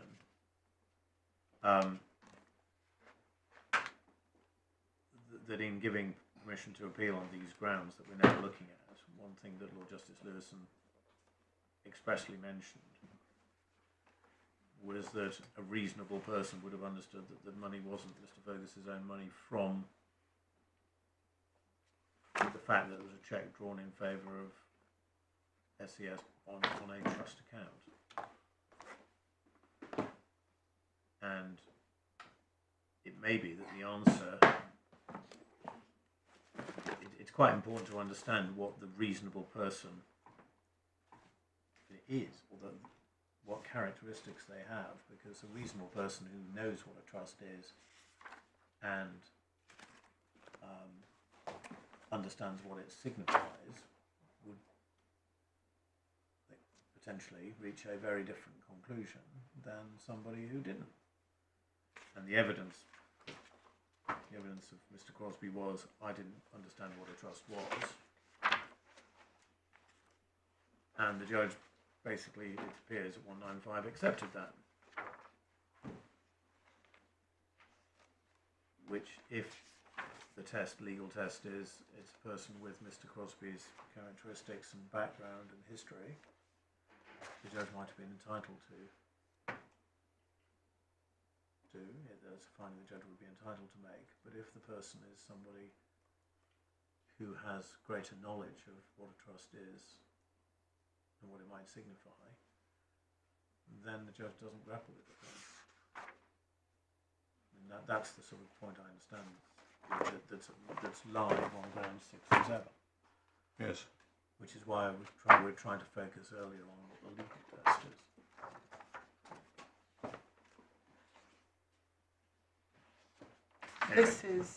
We're testing, this is actually at the stage of testing actual knowledge. Yes. So the judge has made a finding that Mr. Crosby did not have actual knowledge of that feature. And that, as I understand it, that finding of fact is not being challenged on this appeal. No. So you say it's cut off at the actual knowledge stage rather than getting into the question of characteristics, because it's the finding. I mean, in paragraph 51 that my lady's drawn attention to, there are two assertions of evidence, two assertions of fact. One is, I didn't notice the name on the cheque, and then the second is, I didn't understand what a trust was, and I thought the money was. And so, if the judge's acceptance is of the first, then, in a sense, it doesn't matter what characteristics are relevant, because it just as a matter of fact, it's accepted that there was no actual knowledge of what was written on the face of the cheque. Yes, I say in my skeleton that the subjective test, which forms the first part of the inquiry, is necessarily antecedent to any consideration of, for example, the Baden categories of knowledge. So that given the judge's finding, and I think the judge is more explicit in places where he says that Mr. Crosby was genuine when speaking in the course of these telephone conversations when he said he believed the money was Austin Fergus's at that time. Right, have we now done ground 6 and 7 to death, or is there anything further that you would like to say about them? There's nothing further I want to say. I simply conclude that, again, I don't go through the judgment paragraph by paragraph, and the judge's conclusions are again separately set out, where he looks at the evidence of Mr. Crosby and later considers his conclusions in relation to known receipt, but that each of the points upon which the appellant relies are dealt with by the judge.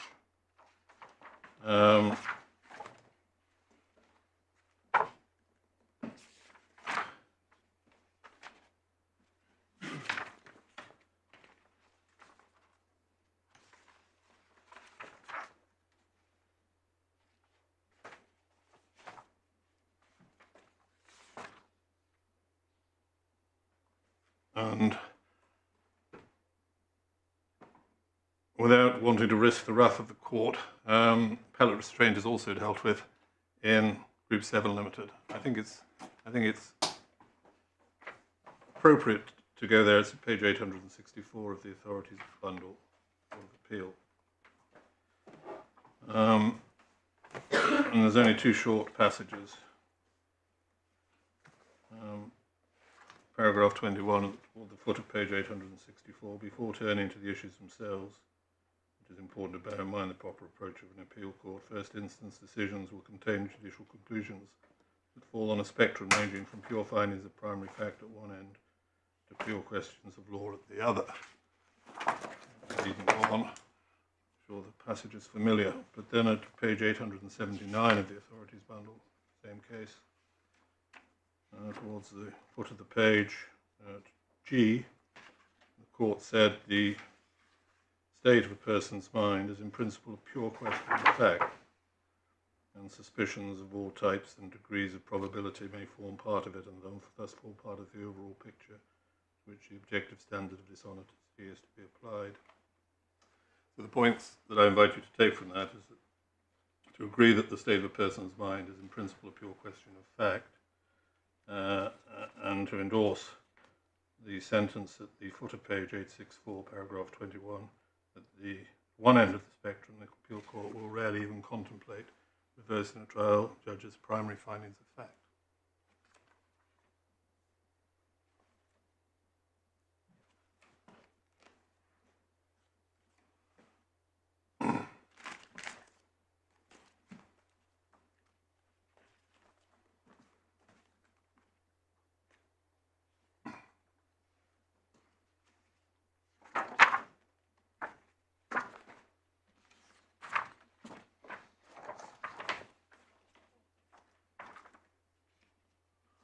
Move on, if I may, to the remedy claimed, which is an account of profits.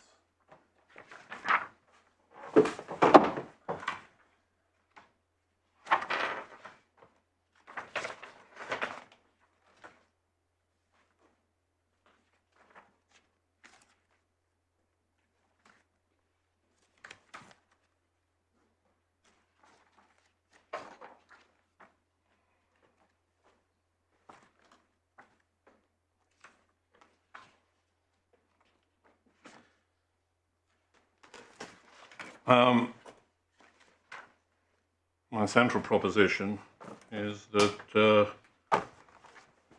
ground 9 appears to be based on a misconception. Neither the defendants was a fiduciary. The claim is for equitable wrongdoing, and the common law rules of causation, remoteness, and measure of damages are applied by analogy.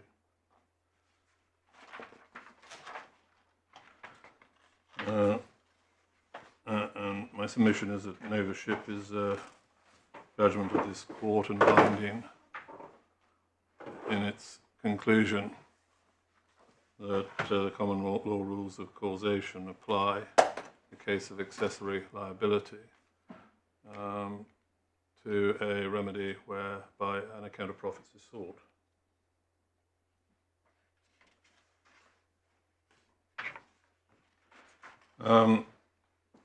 The case of novership itself is page 913 of the authorities bundle.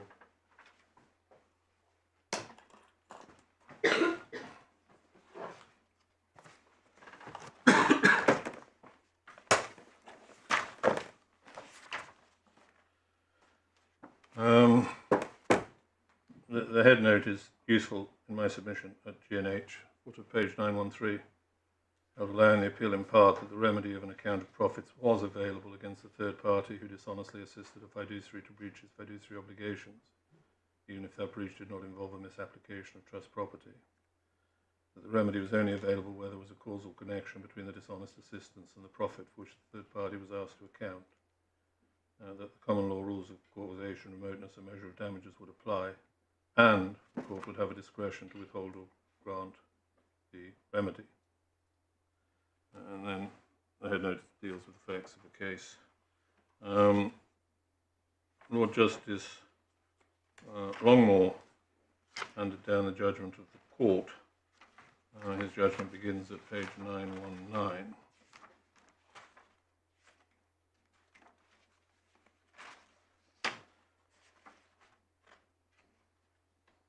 And at page 936, paragraph 66 onwards, the court considered the remedies against third parties.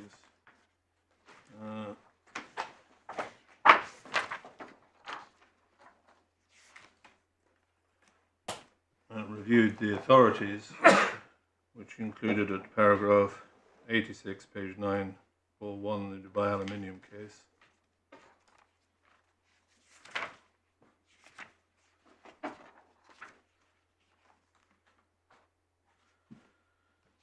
And the first important conclusion in that case is at page 943, paragraph 93. We therefore conclude that the remedy of an account of profits is available against one who dishonestly assists a fiduciary to breach his fiduciary obligations, even if that breach does not involve a misapplication of trust property. And then the court turned to deal with the question of causation, paragraphs 94 onwards, and again undertook a review of the authorities, including the ultraframe case at paragraph 94.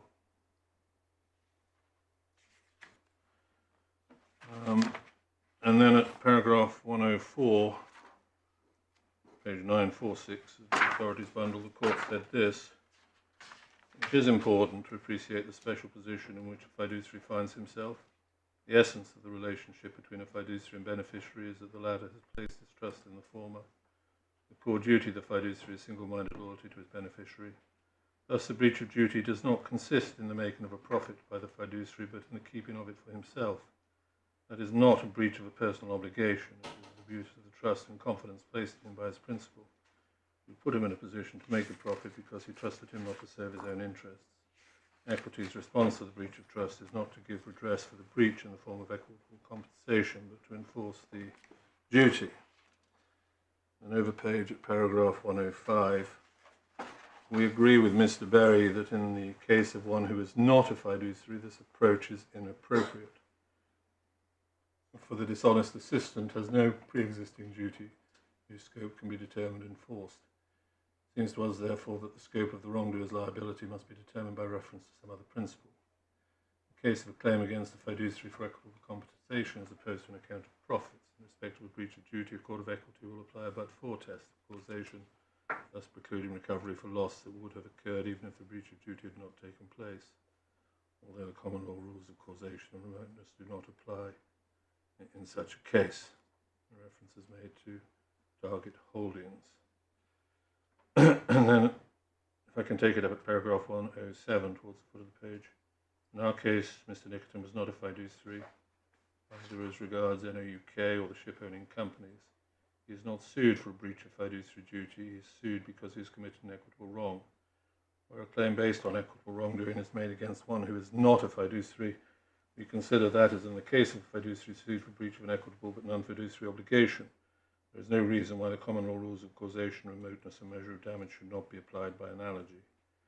We recognise that these rules do not apply to the case of a fiduciary sued for breach of fiduciary duty, but that is because the two cases are different. Lady Justice Arden made this clear in the decision in the Murad case. We know also that in the Satman case, some 3 pages of the court's judgment were devoted to considering the question of causation. Common law does not usually apply a simple but-for test of causation. Common law distinguishes between a breach which is the effective cause of a loss and one which is merely the occasion for the loss. How to distinguish between the two is a question of the application of common sense. Common sense, as we have seen, also plays its part in determining the extent of equitable compensation. And then at the foot of that page, paragraph 114, for the reasons we have given, we do not agree with the judge that the same considerations that apply to a fiduciary apply to a dishonest assistant who has no fiduciary duties. We agree with the judge that if Mr. Nickerton or his companies had not entered into the Henrik Charters, the profits would not have been made. In other words, but for entry into the charters, the profits would not have been made, but in our judgment, a simple but-for test is not the appropriate test. In our judgment, what Mr. Nicotine acquired as a result of his dishonest assistant, and also as a result of Mr. McKeown's breach of fiduciary duty, was the use of vessels at market rate. That was merely the occasion for him to make a profit. The real or effective cause of the profits was the unexpected change in the market. As the judge recognised at paragraph 525, Mr. Nicotine made the profits because he judged the market well. We would therefore hold that there was an insufficient direct causal connection between entry into the Henriette charters and the resulting profits. We must stress, however, that had Mr. Nicotine been a true fiduciary and had entry into the Henriette charters been a breach of fiduciary duty, then the causation test we have adopted would not have applied. And as my lady, I think, pointed out yesterday, the Court of Appeal dealt entirely separately with the discretion which would arise had it been found that there was a sufficient causal connection. So you say this is ratio of this case. It's clearly part of the route to the decision that they make, that where you are dealing with a third party, not a fiduciary, Yes. a different test for causation applies, not the but-for test, but a real and effective cause, Yes. analogous to the common law. In my submission, it is binding authority for the proposition that in cases of accessory liability. Right, well, I was just going to say, I mean, strictly speaking, it's only binding authority because it's ratio in a case of a dishonest assister, because that's what the case concerns. Yes. But I think if a dishonest assister is subject to that less stringent test of causation than the but-for test, it would be illogical for a knowing recipient to be subject to a but-for test. I would say it must follow because the accessory liability arises in a similar way. Well, or at least a knowing recipient is capable of being made liable for an equitable wrongdoing which is less heinous than a dishonest assister. Yes. So it would be odd if he was subjected to a test for causation which was Less burdensome. a but-for test. Yes. So, although it's strictly not binding for a case of knowing receipt, you say the logic is, it would be logical to devolve from it in a case of knowing receipt. I am content with that position. I would probably go further and say that given the basis for the decision, it appears clear that the Court of Appeal was of the view that this should apply to cases of accessory liability where one was not dealing with a fiduciary with pre-existing duties. But the case itself wasn't a Yes. receipt case, so strictly speaking, it's, I think, It might be said that a different analysis applies to a knowing recipient who receives what he knows to be somebody else's property and thereby becomes a constructive trustee of that property. Well, why doesn't he then owe fiduciary duties, at least to return it to the true owner? And if he chooses not to, but deals with it in some other way, why isn't that a breach of fiduciary duty? Because the duties he owes can't properly be described as fiduciary. Why not? He knows that he's holding property to which he's got no right because it belongs to somebody else. That's what a knowing recipient is.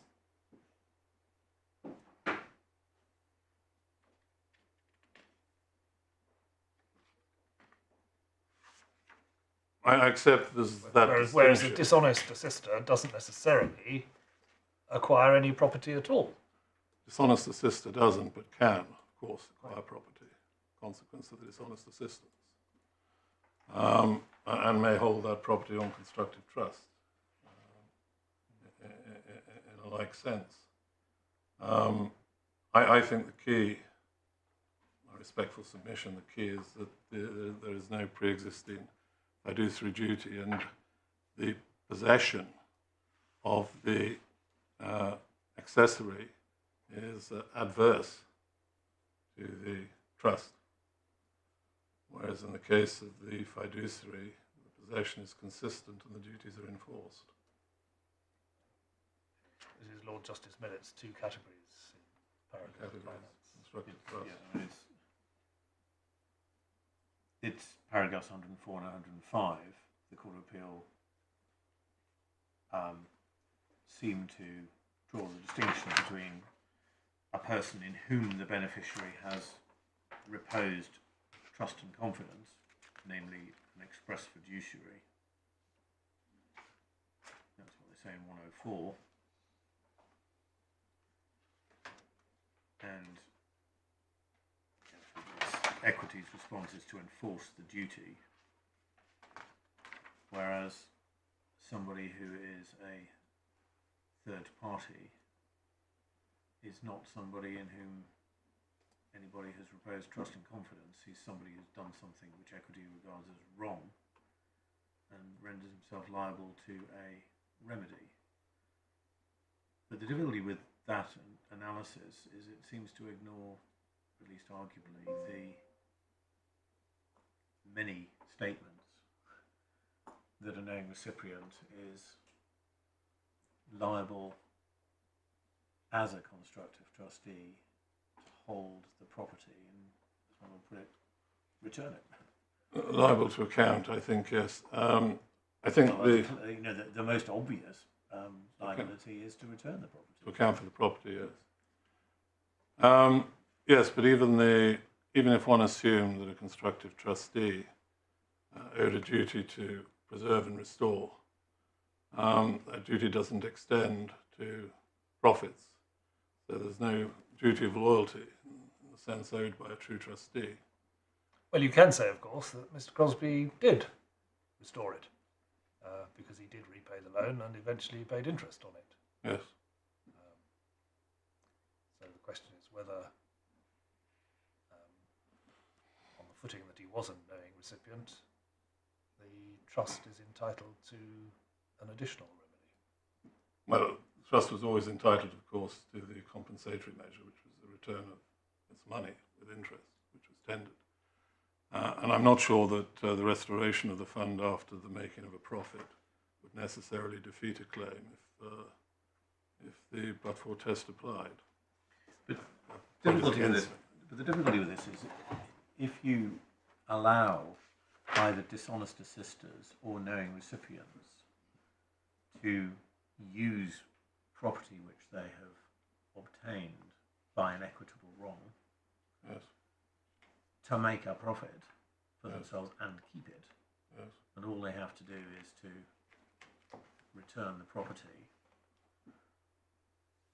and they can keep the profit, it doesn't act as that much of a deterrent to somebody to engage in that sort of equitable wrongdoing.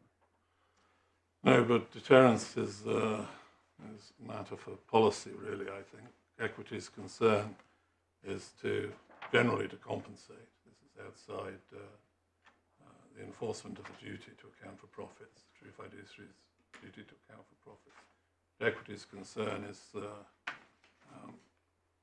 make restoration, to give equitable compensation to represent loss.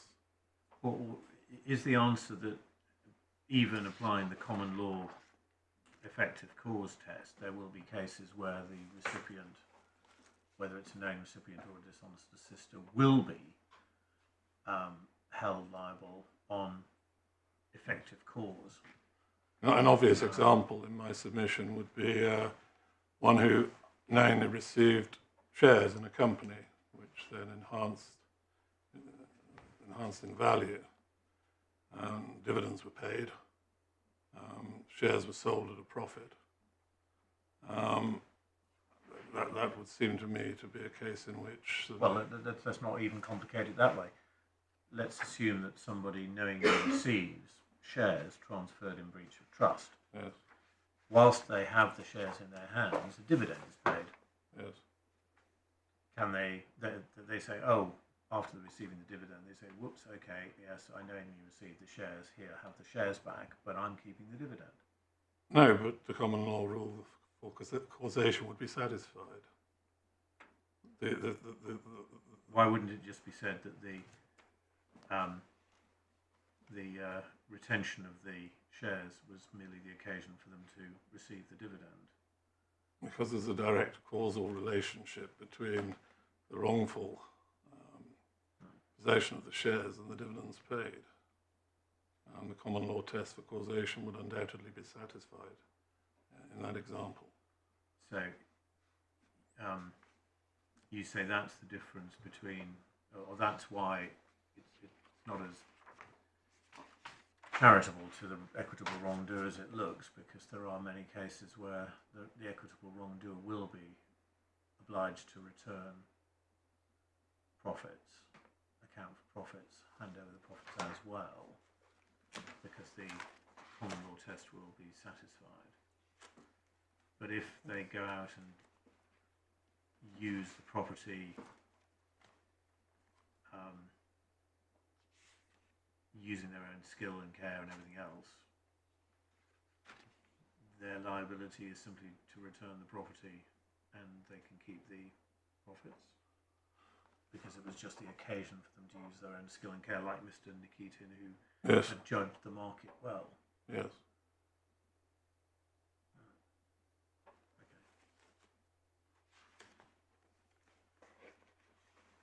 The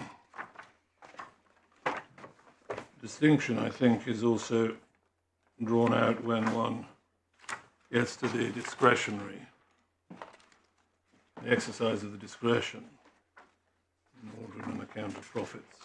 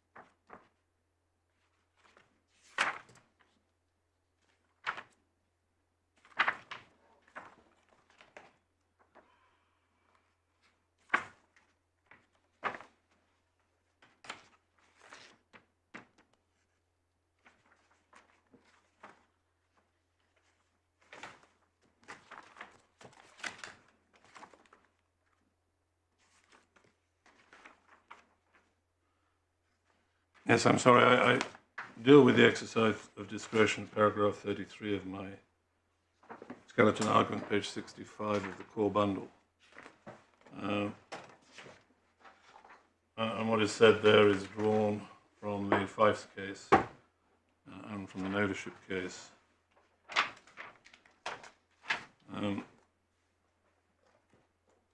And it seems to me that by reference to those authorities, the following facts and matters would be relevant to an exercise of discretion.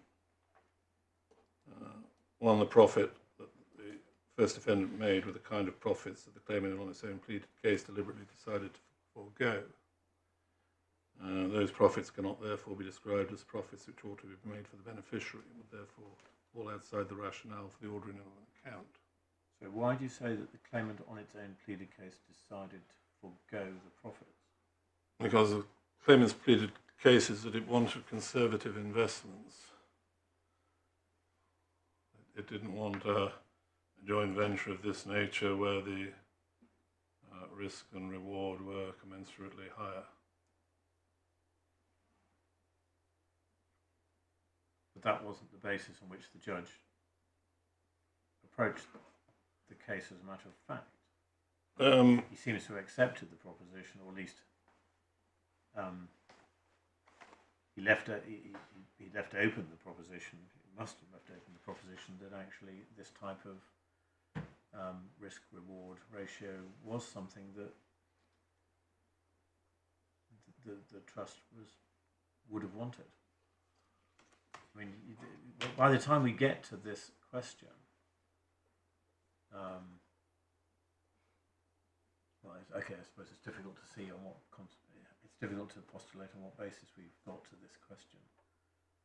You're saying we could have got to this question on the basis still that the claimant wanted a more conservative investment policy.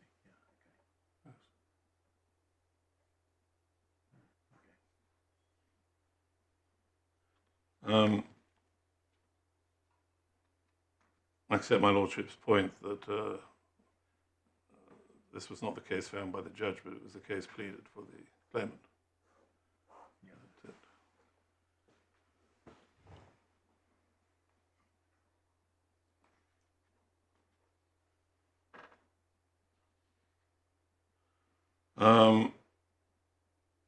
Two I'll leave out if I may. I'm still on page 65, paragraph 33. At 3, in a non-fiduciary case, equity is not concerned to enrich the claimant, and the basic compensatory principle should be upheld unless the circumstances dictate that some other principle is to be applied.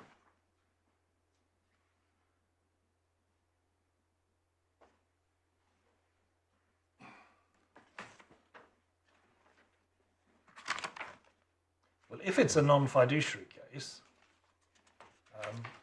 then novoship seems to hold that there is a discretion to be exercised in deciding whether to award an account of profits. And if we get to that point, there doesn't seem to be an appeal against the judge's exercise of his discretion not to.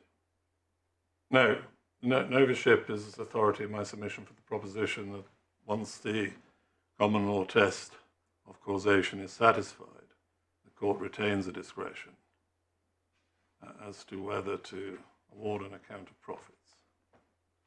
Yes. So it's not a separate jurisdiction, so to speak, which arises independently of the court finding that the loss has been caused by the receipt of the trust property. Profit, sorry, the result of the receipt of the trust property. But yes, the judge dealt with the exercise of discretion separately. But I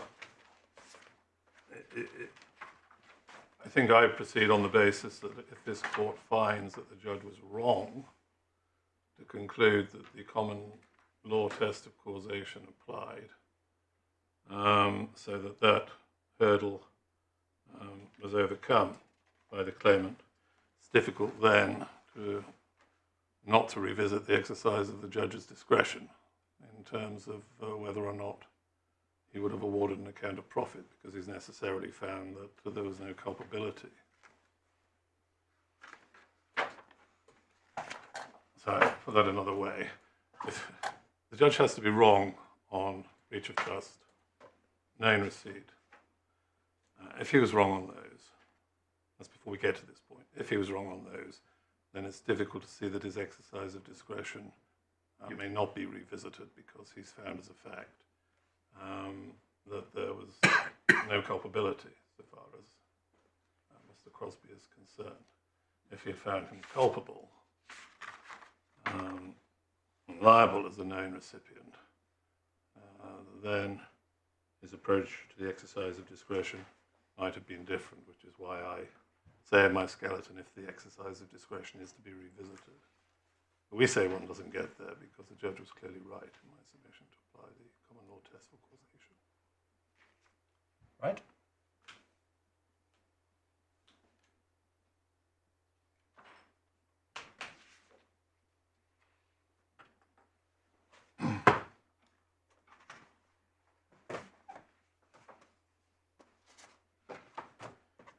Ground 9 then, is it? Yes. I should simply add, before I close, on ground 9, that the judge's exercise of discretion is at page 200, is at paragraph 215, which is page 129 of the bundle. And what I don't say is that if the exercise of the discretion is to be revisited, the reasons given by the judge are not good reasons for exercising the discretion against ordering an account of profits.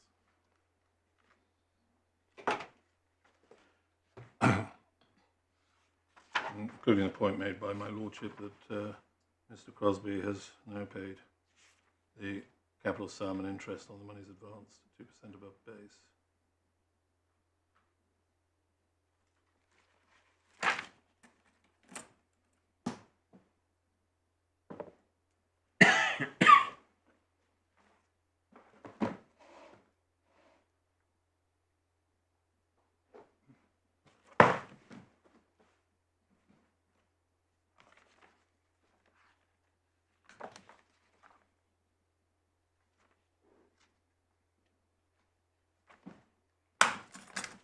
I'll move on, if I may, to grounds 10 and 11, which I can label tracing or backward tracing.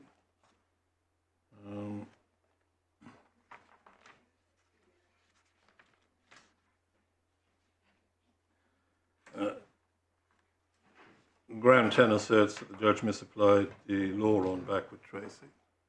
He was simply to have asked whether there was sufficient coordination on the facts and not introduced an unequivocal intention criteria. In my submission, it's plain that the judge directed himself correctly. He did ask whether there was sufficient coordination on the facts, and he didn't introduce any unequivocal intention criteria. The judge's conclusion is stated at paragraph 225 of the judgment. There was insufficient coordination between the purchase of Vinesgrove and the use of the proceeds of sale of the Milky Way land, discharge the relevant bridging loan, to allow the court to depart from the general rule the right to pursue an equitable proprietary tracing claim will be lost where the monies are used to discharge an existing debt. The judge's reference to unequivocal intention comes in paragraph 224 of the judgment, but it must be read in the context of what he said in the preceding paragraph. And the comprehensive consideration of the authorities and principles undertaken by Sir Justice Foxton in Serious Fraud Office and Litigation Capital Case, 2021, England Wales High Court 1273. And when read in that context, and we'll go to that case if we may in a moment, the expression unequivocal intention is a reference back to what the judge said in paragraph 223, and to cases in which the debit of trust property and the credit to be traced into were effected as part of a single transaction intended to achieve that outcome through a series of coordinated events. And that formulation is taken from the review conducted by Mr. Justice Foxton in the litigation capital case.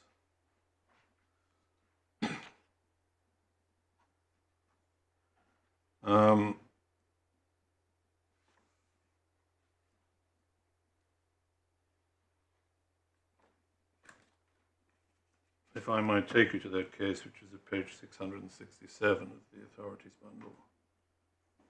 It's the usual citation number 2021, England Wales High Court 1273.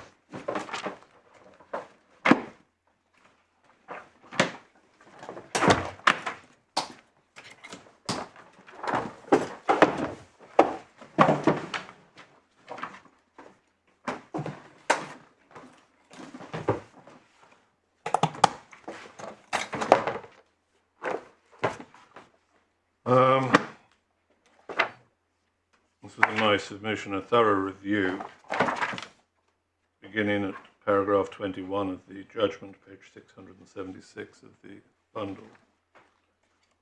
Mr. Justice Foxton outlined the nature of tracing, and then over paragraph 22 on, made reference to backwards tracing and the conceptual debate, before going on from paragraph 24 and forward to review the earlier cases. And then at paragraph 32 onwards, a review of the more recent authorities,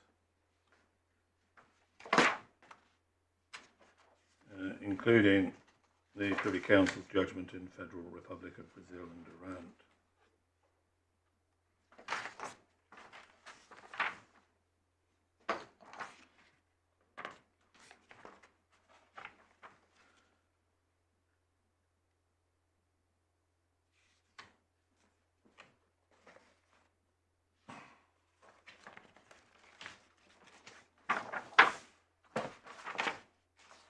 Then, if I may, at paragraph 41 onwards, page 683.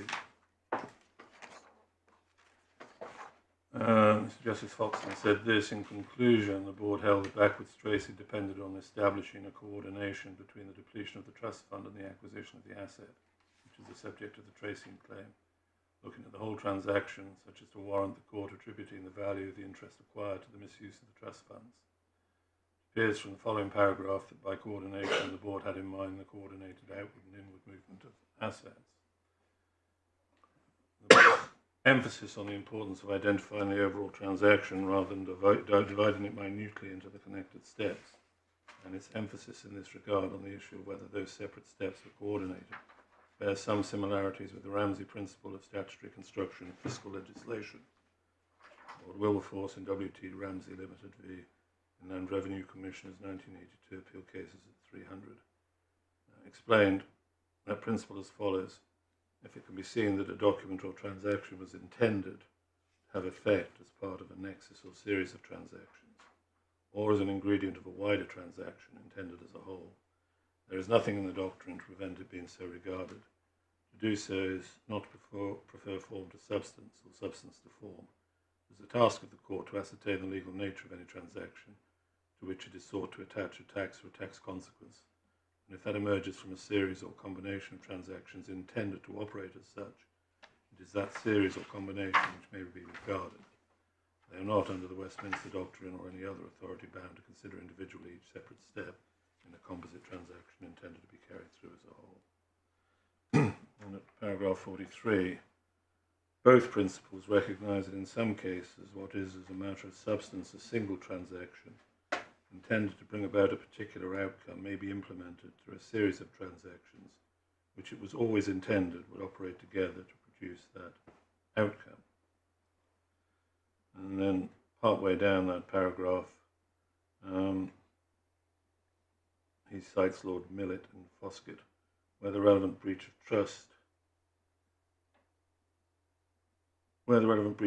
is as a matter of substance, the use of trust funds to pay a third party, then tracing will allow the beneficiary to claim the benefit of that act, even if the trustee implements it through a series of coordinated steps. Mr. Justice Foxton, having undertaken that review, came to his conclusions at paragraph 44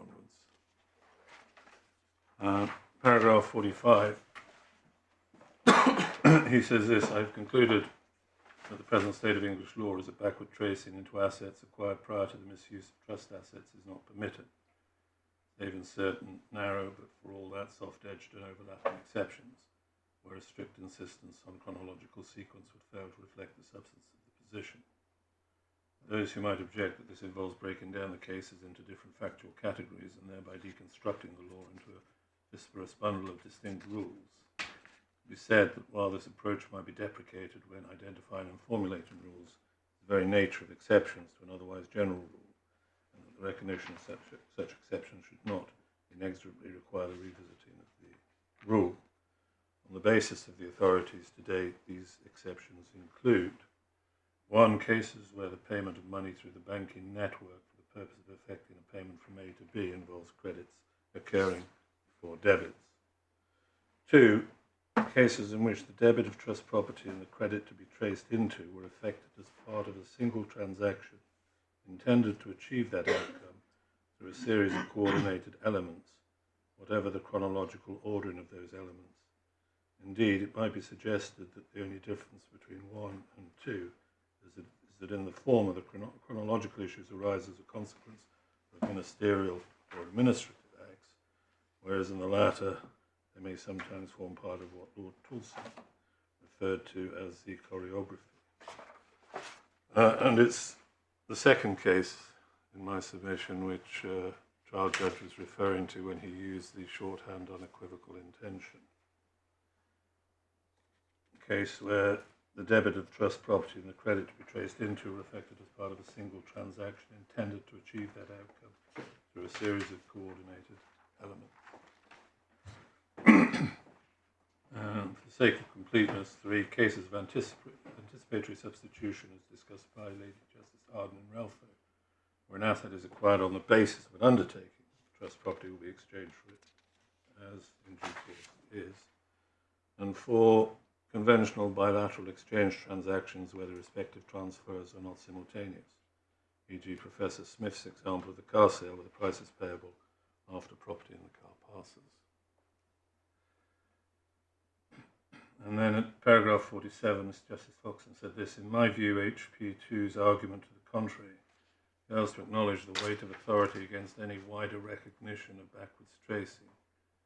And he refers to Lord Justice Leggett in Bishopsgate, subsequent approval of his judgment by the majority in Foscott, matters which were either common ground or approved in Relfo. Most importantly, the decision of the Privy Council in Durand, with its salutary reminder of the need for courts to be very cautious in creating new equitable proprietary rights, echoing prior judicial warnings to similar effect.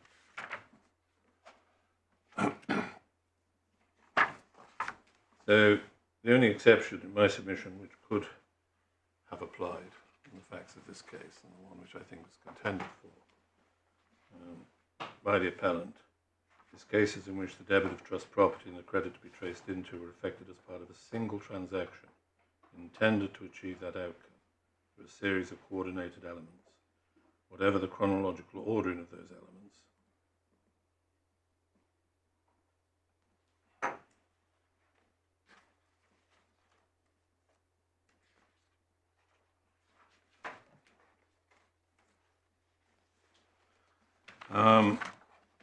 And that is how the judge approached it in my submission. He dealt with my argument at page 164 of his, paragraph 164, I'm sorry, of his judgment, page 114 of the authorities bundle.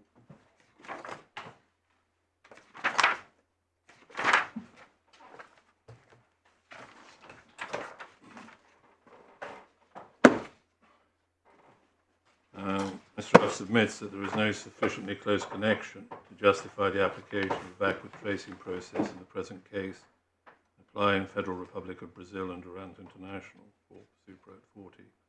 He relies on a number of factors. One, the bridging loan used to acquire Vinesgrove was not secured on the Mercury Way land, but rather on Vinesgrove itself and on the Dane Road property. Mr. Crosby's wife was a party to the legal charge over Dane Road. The evidence of Mr. Crosby is, he submits, that the original intention was to discharge the bridging loan first out of the net proceeds of sale of the Dane Road property. He suggests that makes sense, as Vinesgrove was intended to be the family home in substitution for the Dane Road property.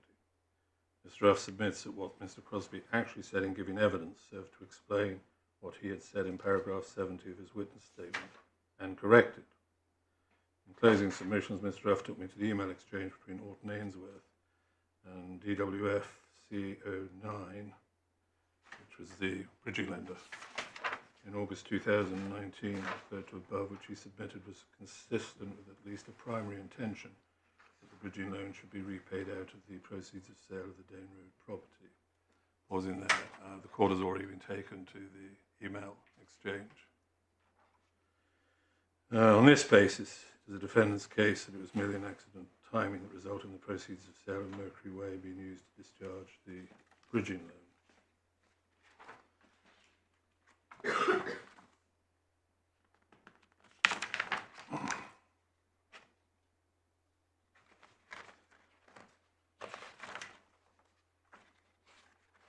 So in substance, my submission is that the repayment of the bridging loan by reference to the proceeds of sale of Mercury Way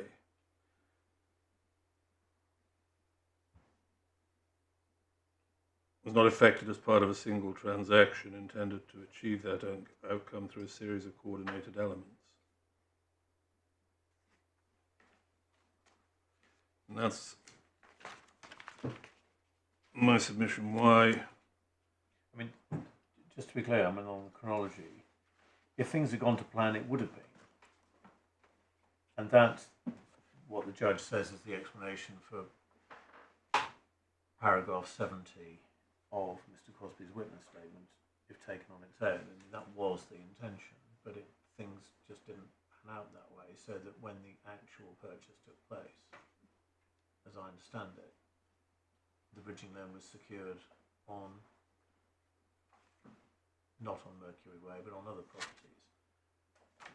I mean, my understanding is that had things gone to plan, as stated by Mr. Crosby in his witness statement, when he said at an earlier stage there was, the intention was,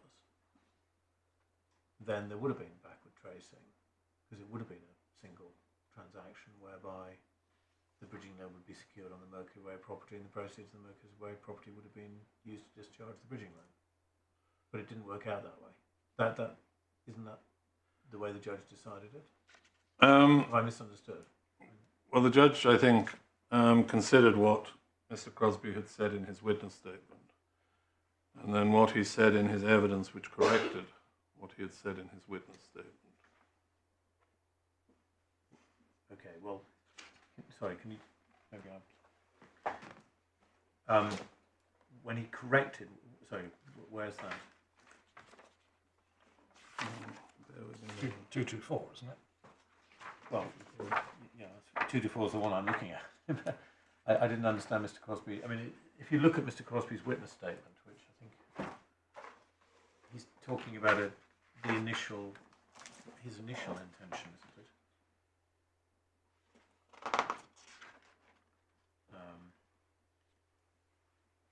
It's at page.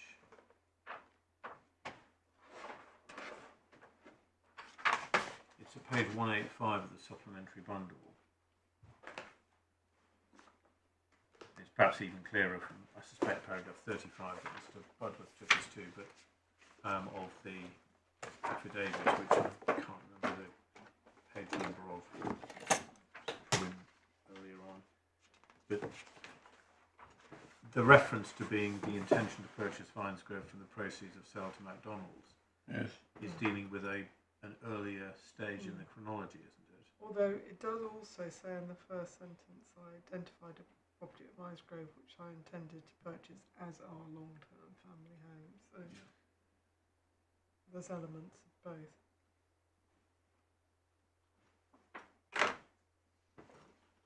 Yeah, okay.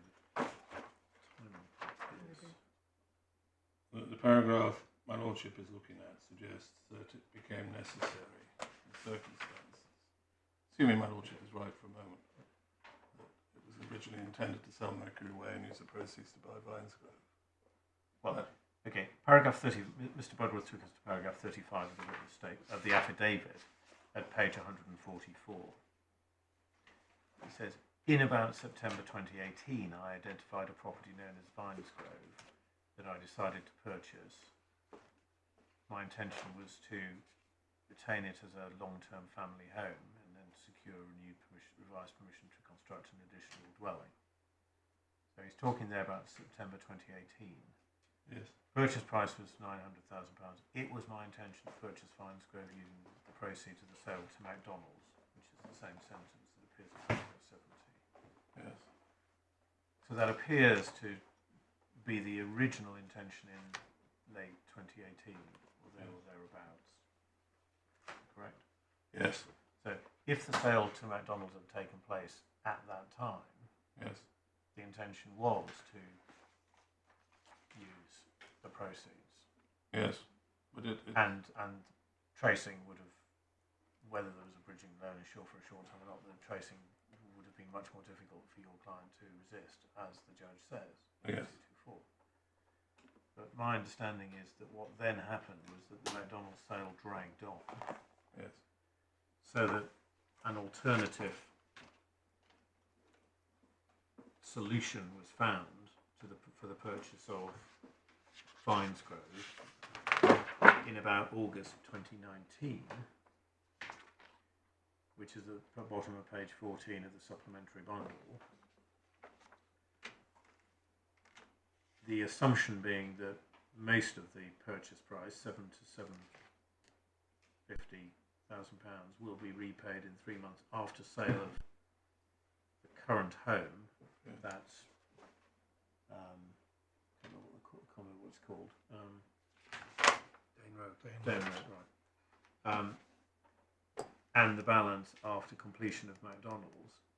And what was actually done was that the purchase took place of Vinesgrove in October 2019, and the bridging loan was secured on the existing family home at Dane Road, not on and on Vine Road itself, obviously, not on Mercury Way. So that what might have originally been a coordinated proposal became something else. And you just say, the judge said that makes the difference. Yes. I mean, is it? There isn't the necessary coordination. This is not a choreography which has been orchestrated in order to use trust monies to discharge a bridging loan used to acquire an asset. The intention must be looked at throughout, it seems to me, and particularly at the moment of the acquisition of the asset. And at the point of acquisition of the asset, the intention was to raise a bridging loan for the purpose, to secure it against Dane Road and the asset itself, Vinesgrove, and just to discharge the bridging loan, the indebtedness, primarily by reference to Dane Road, the proceeds of sale of Dane Road. And so,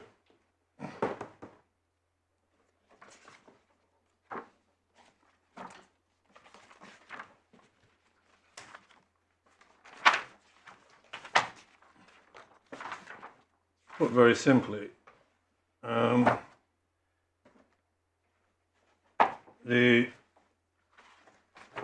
dealings were not effected as part of a single transaction intended to achieve that outcome, the debit of trust property and the credit traced into a series of coordinated elements. This is a. I mean, is this right? It's a, I mean, that's an evaluative or a factual analysis which the judge conducted, and you say that he's entitled to have that analysis respected unless it was manifestly wrong. Yes. Or irrational in some way, because it's an evaluative exercise for the judge as to. Struggle to remember what Mr. Justice Foxton's words were, but it's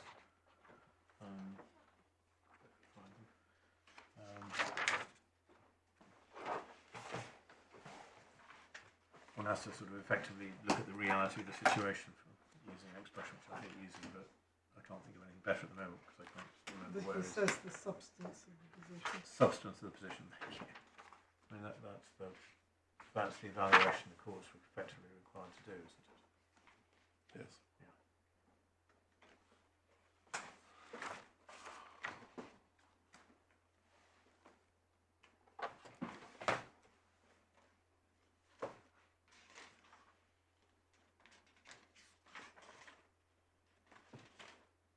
Right. Anything more on backwards tracing?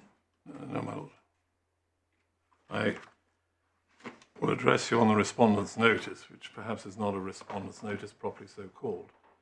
But I thought it proper to give notice of my intention to make submission should the court be against me on all grounds, effectively. Yes. Right. You probably did need one, but anyway, you've got one, so we needn't worry about that. Well, the grounds appear at page 24 of the full bundle.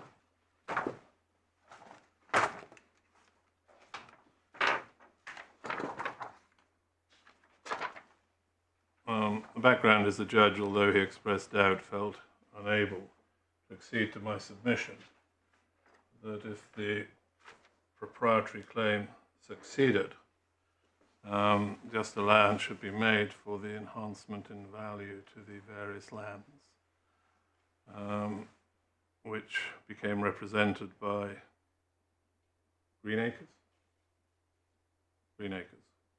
Vinesgrove was divided. The land was divided. Vinesgrove and the dwelling was sold. The land, which is now Green Acres, was retained by Mr. Crosby. and a dwelling has been constructed there, to which the trust claims it's entitled as a consequence of the proprietary remedy. It of course presumes that Mr. Fergus acted in breach of trust, that Mr. Crosbie had the requisite degree of knowledge, that the trust is entitled to backward trace through the bridging loan. And if it gets that far, it says that it's beneficially entitled to green acres. And we are not entitled to any allowance for the monies expended, including the construction of the dwelling, however much the value of the retained land may have been enhanced by our endeavours. So the ground at 24 is insofar only as the defendants or either of them was a constructive trustee of the Mercury Way land and the Vinesgrove land and the Green Acres land, together the lands. For the benefit of the SPH Trust, the learned judge ought to have concluded that the defendants or either of them as constructive trustee is entitled to an allowance for the time, skill and resource deployed by them in generating the profits on the lands.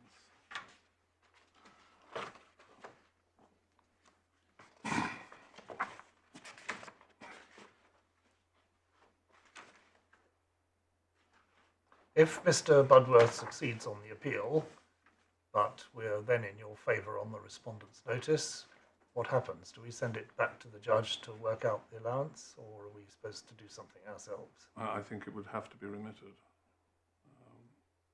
Right?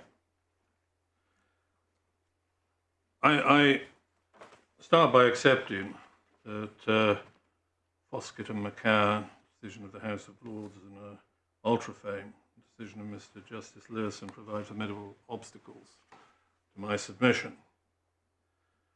But it's right to say that Lewin expresses doubt about the conclusions reached by Mr. Justice Lewison in the ultra-frame case. And I say there cannot be...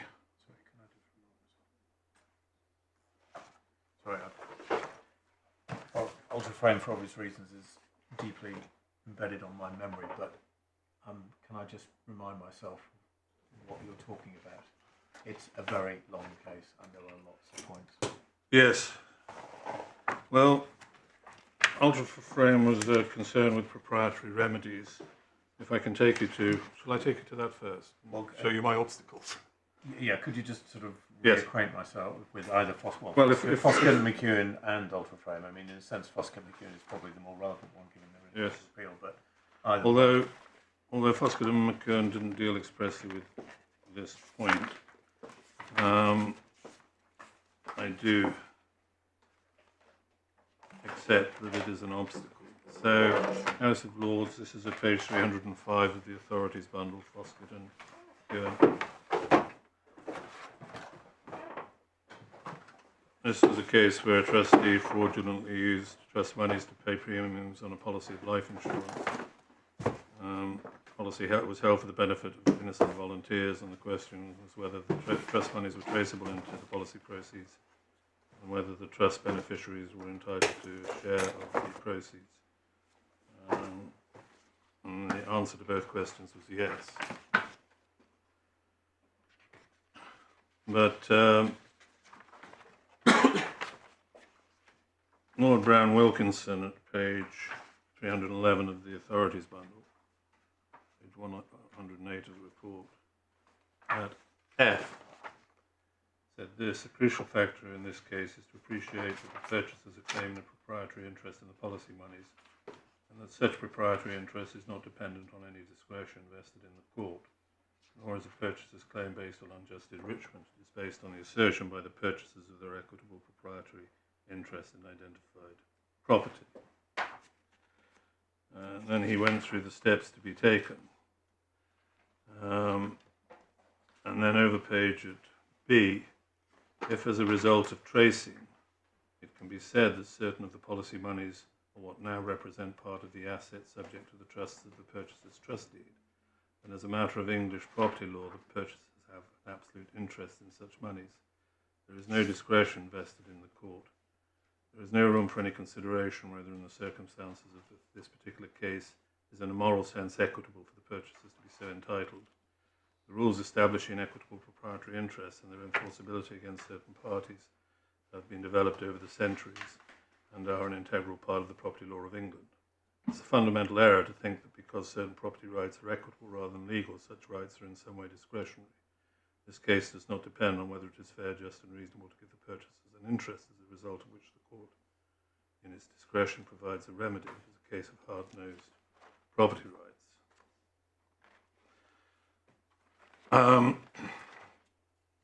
And then in the ultra-frame case, which is at page... Well, shall we come to ultra-frame, which, as my lord says, is quite a long case, at 2 o'clock?